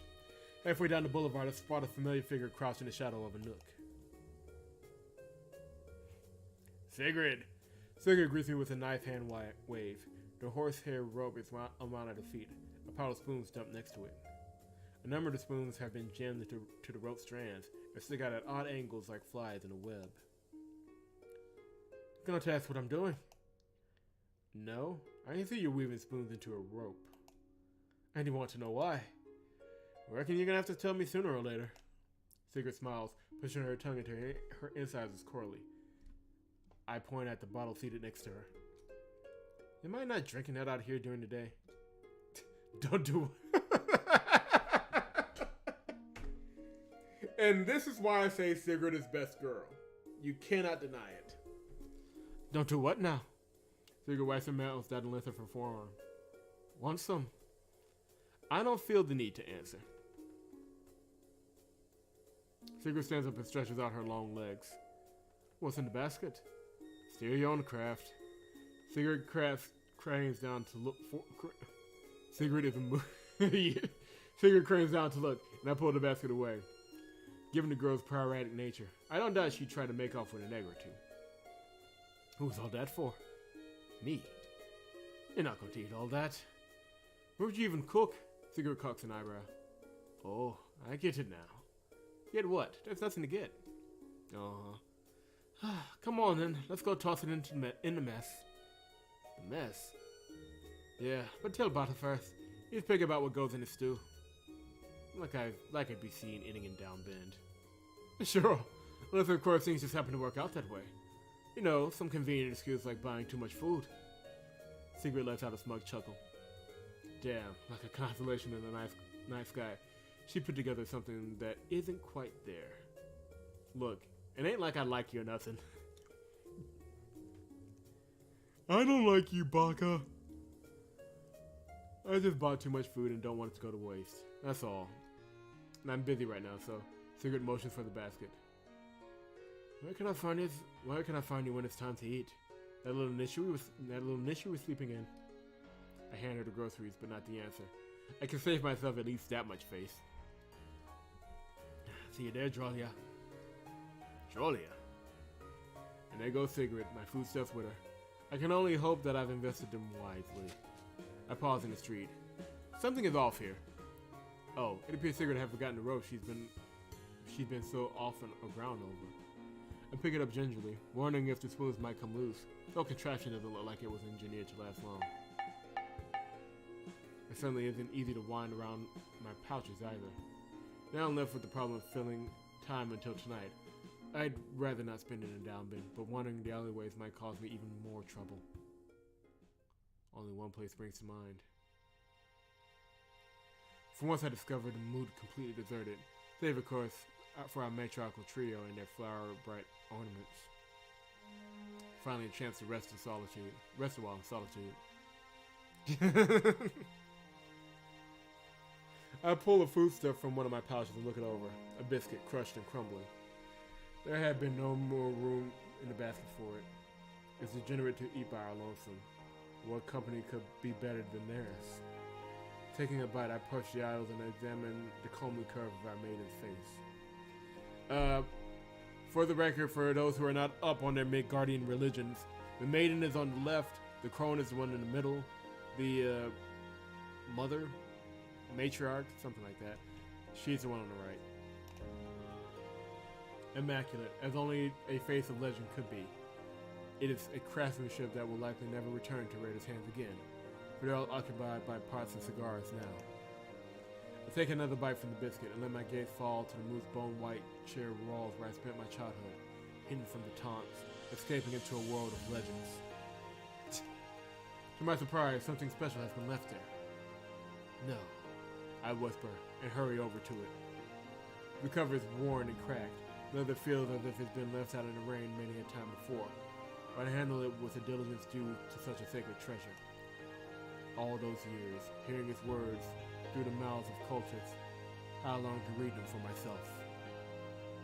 I flip it open, letting its pages cascade with runes and illuminated illustrations. When the cover falls shut again, I'm left staring at the gold lettering. The Addis. I know that's what those runes read, but I can't parse them myself. But perhaps I could figure them out. I cast a glance around the mood, hunched as I am, thief-like over an item, My gaze comes to rest over the crone's knowing smile. You want me to have this? The crone smiles. Y'all want me to have this? She keeps on smiling. The mother and the maiden too. It can't be all that complicated, could it?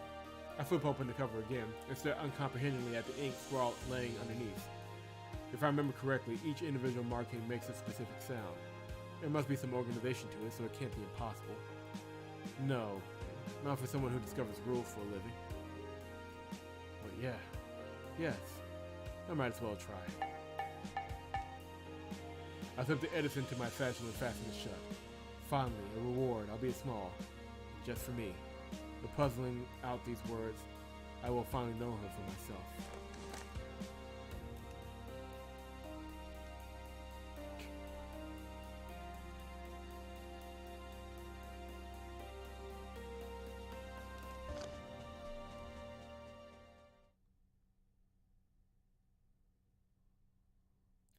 Walk back to the North Market feels as though a male hand might grab me from behind at any moment, or that the others might burn straight through the satchel's leather and tumble out.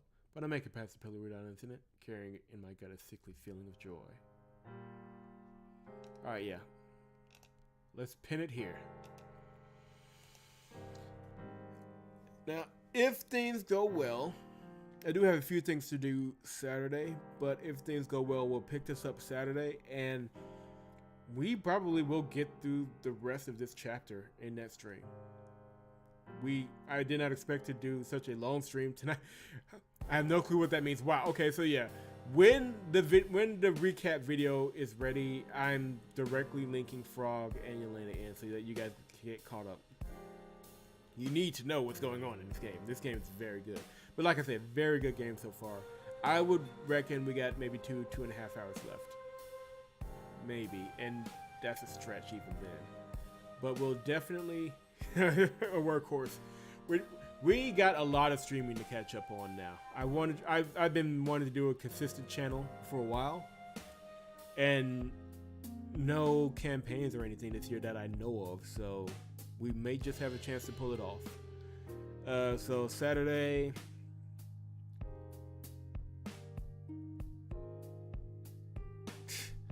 Frog! Damn it. But what will most likely happen is that we'll keep the stream going, and I'll probably keep it on Twitch, because we got a good thing going with Twitch right now. 2 streams in a row. It's running nice and smooth. I don't want to risk YouTube again, because YouTube, and it's probably because YouTube, you got to go through 2 different, I guess, servers, for lack of a better words. Don't say it, yeah. Knock on wood. We're doing well right now. Let's just keep it going. But yeah, Saturday evening. We'll try either late Saturday afternoon or early Saturday evening. We'll knock it out, and then we'll prepare for the next one, because that's finally mastered streaming. That is highly questionable, but we're in a much better place than what we were. So yeah, it is saved.